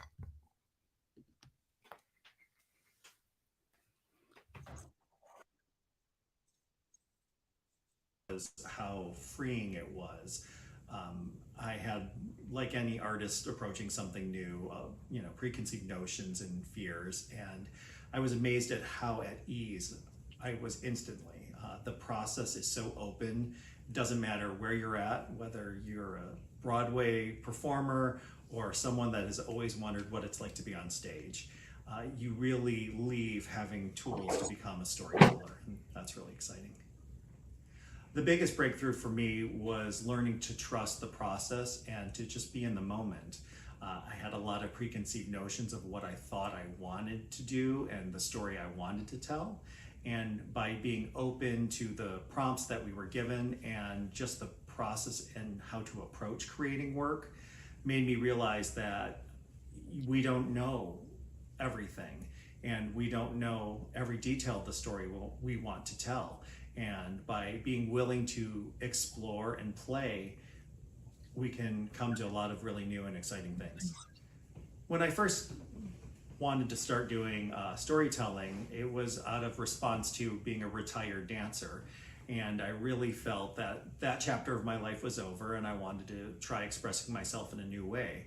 And my writing felt void of emotion and very, I want to say either clinical or like stereo instructions. And when we kind of explored the idea of bringing back my movement past into my work, everything had life and it no longer felt so stiff and clinical. And I really felt like I was connecting with myself and with the audience. Presenting in class, I found having just other people to be the other character and to be the audience was invaluable. I was reading a story and something that surprised me was not only was it engaging, but it actually invoked actual comments from fellow class members. And I don't want to say heckle because it was very supportive, but I just thought, hey, wait a minute, you don't talk back to the actor on stage when you're at the theater, or hopefully you don't. But I didn't get upset because it made me realize, wow, what I had to say was so interesting. It inspired others to actually want to have a dialogue with me, and that was a lot of fun. So solo work definitely invokes storytelling, but I think the departure is when you truly embrace the art form of solo work, you almost get a release of shackles. It can have music, it can have dance, it can have spoken word. It transcends just telling the story, and it really is about finding the tools and the vehicles that will express what's in your heart. This was a fabulous experience, and I think it's important as a community that we support works like this because it really is an equalizer that provides opportunity for all walks of life, and that's my favorite. The performing arts sometimes can be a little elitist and there's gatekeeping, but in solo work, it's truly universal. Everyone is welcome. There's a place for everyone to tell whatever story is in their heart. And it doesn't matter if they're a seasoned Broadway professional or if they're a housewife that journals or someone from corporate America that wants to try something different. This is really for everyone. And by you supporting this work, you're giving space for everyone.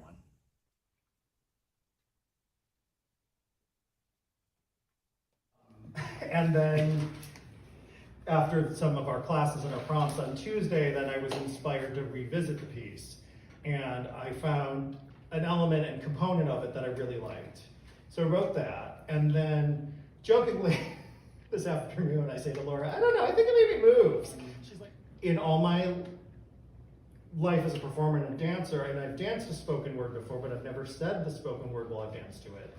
I mean, I've done musical theater, blah, blah, blah, but so this is exciting and foreign.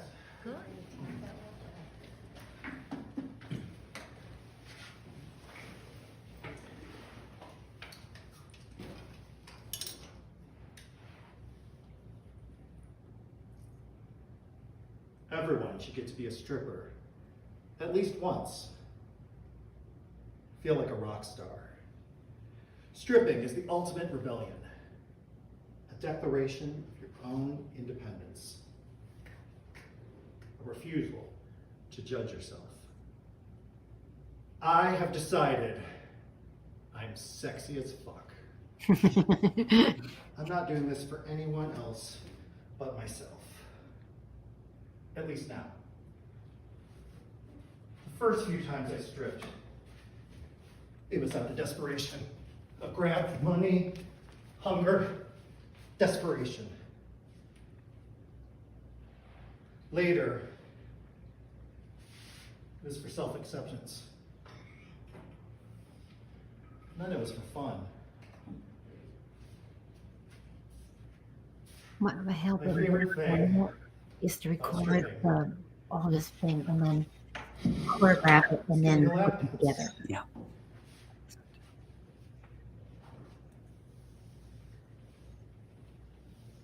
Sensual, sure, but also a chance to connect with a stranger on a deeply intimate level. Getting to know someone, how they feel next to you, their skin, whether it's smooth, rough. When you make eye contact with someone,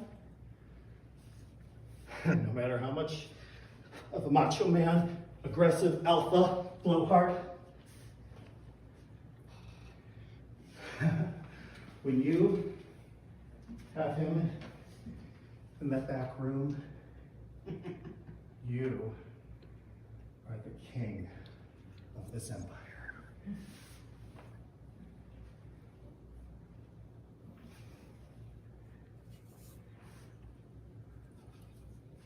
Sex. Of course, it's about the raw sex. You can smell them. The cologne they're wearing or not wearing, their shampoo, the musk of the day, of a long day's work. Some dancers have very strict rules. I can touch you, but you can't touch me. I never had those rules, but not for the reasons you think. The touch was almost never inappropriate.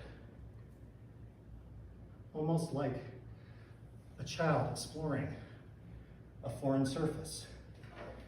Very rarely did they ever touch somewhere they weren't supposed to.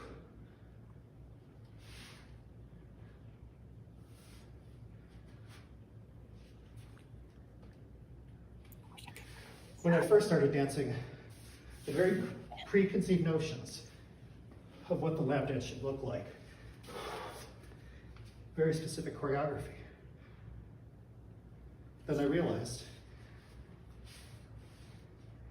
I needed to read the body language of the other person.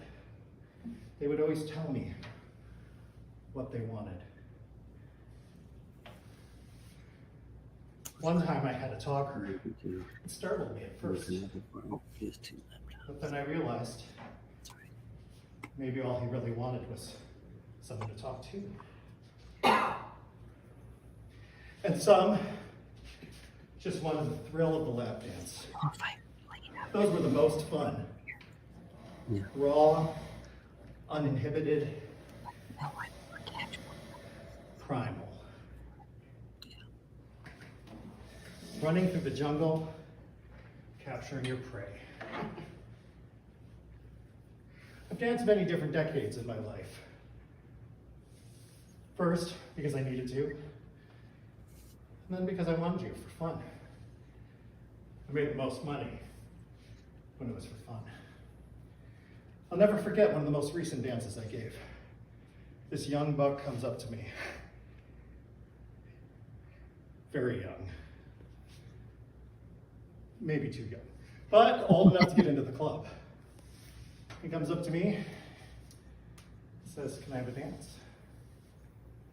I think to myself, this should be the other way around. So we go to that back room. I go to make small talk. He places his finger over my mouth and places me in the chair. And then he crawls into my lap and reaches up and touches my beard like he's never seen me before. He He nestles his head in my neck. I wrap my arms around him and just hold him. I can hear the music of the club thumping in the background. And then all I can hear is his breathing.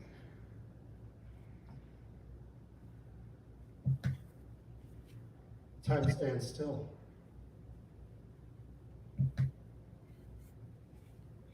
In time, when he's ready, he sheepishly gets up. He reaches for the money in my underwear. We embrace. He squeezes me. I tell him it's all going to be fine. And I realize that's a declaration to both of us. He disappears into the night. I never see him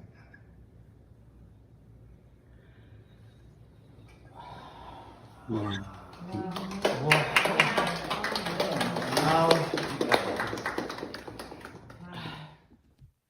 Wow. Yeah, that's the kind of exciting things that happened last week. And that discovery, that was remarkable. It was a wonderful group. Yeah. And some new people who made some aha moments of realizing, well, we had Brandon who came in thinking that he was writing a particular piece that he had some trouble with. And through the prompts realized, no, I have my own personal story that I need to tell. And I think it's time to tell it. So it's fun to watch, like the very end, him just unfold something that was supposed to be more like maybe a 10-minute exploration. He was playing catch up and it was just fantastic. So I think you need to direct that one too, Blake. Well, I am going to work with it. Okay, good. Starting this week. I love it. Do any of you out there happen to have a solo play in you? Because we'd love to help you. Okay. Well, how are we doing? We've had a I think a really great night. We right now we're just over 2,500, which is lovely because that takes care of 1/4 of our what do you call it? Our semester in the schools. Synergy, yeah. So that's really, really wonderful. So keep bringing in them. Yeah. But I want to thank some people. We haven't really read these names to anyone who's out there because we're reading them when we thought we were online and we weren't. But Carol Wolf, Jenny Walker, thank you, Carol. Christopher Kennedy, Laura Workman just sent us some money. Thank you, Laura. We were just talking about you. We were just talking about you. Connie McKenzie, John Shirley, Carl Nudie, who's always there for us. Amy Goldman, thank you. Amy was also in the festival. Solo. Discovered major stuff too. It's going to be delightful. My great friend Patrick Darleski, Sharon Ornstein. I don't think we've read these. Marcy Burns, Chris Kennedy, Tom Opospers, thank you. Yay. Sandra Mulan, Stephen Dickman, Deb Shaw. Tom Opospers has his own theater company that we also pay attention to, Theater Odyssey. Theater Odyssey. Yeah. It's there. Deb Shosh, Babs Vitale, who was also in the solo. Yeah. Suzanne Hudson Smith. Wonderful. Maureen Martin. Thank you, Maureen. Yay. Deborah Unger, who was also in the solo this latest time. Dana Wilson. I'm looking for more. Okay.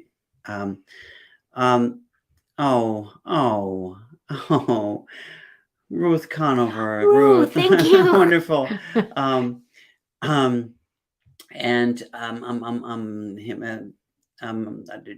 almost there. Okay. Robin Fernandez, who was also she was Robin with an I at our the solo. Kathy Moon, thank you, Kathy. Thank you, I Kathy. know that you give to all kinds of people this time around, and thank you, Sorka Augustine, who's done photography for us. She's also with Charles Miano Studios, and they are They're doing also a raising today. a GoFundMe, Um, so that's a wonderful. We keep trying to find wonderful companies we like to collaborate with, and that's a wonderful company. Bob Trusolini, who's Thank you, always been Bob. supportive and has you. participated with us. Yeah, he's been one of our elders. Jay Poindexter, thank you, Jay. Hey, okay, thank you, Out Jay. of town, but I love it. Jen Docking, Yay. thank you once again. Robbie Burrell, Oh, who's going to Bobby. join us Okay, probably next joining us time. in the spring. Yeah, with a solo piece. Sherry Willard, who's always been Sherry, an incredible, thank you, Sherry. incredible support to us. I'm doing this without my glasses. Isn't that? I know. It's a miracle. I know. Karen Bronson, thank you. Norm Sloan, Yay. my friend Chicago. Joe Godfrey. Thank you, Joe. Thank you. Always there. Ed Scully, always there. Yay. I love it. Carolyn Michael, thank you again. Thank you. Joseph Smith, thank you. I hope that we get to play with you someday. And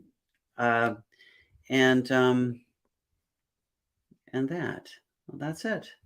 Yeah. Excellent. Okay. It's really nice. We've done really nicely. There are a couple more hours to go. So tell your friends. I guess we are. We've said that we're going to go till 10. I'm trying to find without having to go too far into this. Let's see if I can find it without having to play the entire thing. Fed? We can hear a little bit of Fed, but no, I was going to go to the very end. Here we go. Oh, there we go.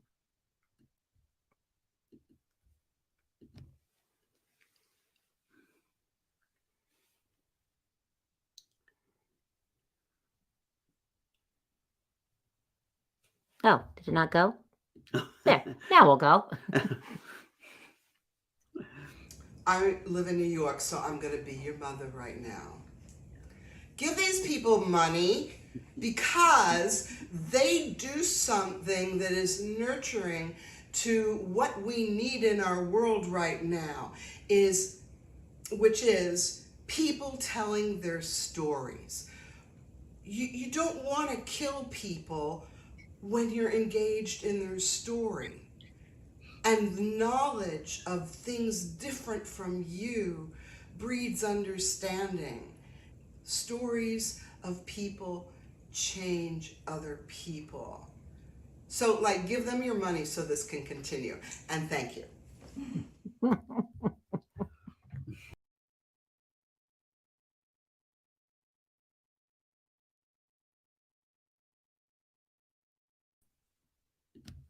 Excellent. Excellent. We're going to close for the evening. Keep sending people to us because that'd be wonderful. If you have a solo play in you, you know how to find us. And keep going to the website, which is, www.SaraSolo.org to find out where solo classes are happening. Also, when someone is ready, we like to present them in town. My dream is now to find other places across the country that someone can finish here, have a presentation, and then be able to move to other places. So that's the next best thing. And we do like to work with writer performers. It seems to be our purview, as opposed to people who are doing others' plays necessarily. But that's not always true. Sometimes we want to direct somebody in something. But if you know somebody who has a play or they're starting an idea of some kind of performance that's solo, send them our way because we can bring them to the next step. Right. That happens. And you have your duo, we can only do it with their feet. Right. And if you have, most of you get that. Yeah. And if you have friends who know they might want to volunteer with us, especially as elders. We are definitely looking for our elders. So exciting thing. And that in the can fall, grow. that can grow. Yeah. So there we have it. So thank you so much. And till next time. Yeah. Love ya. Next Tuesday.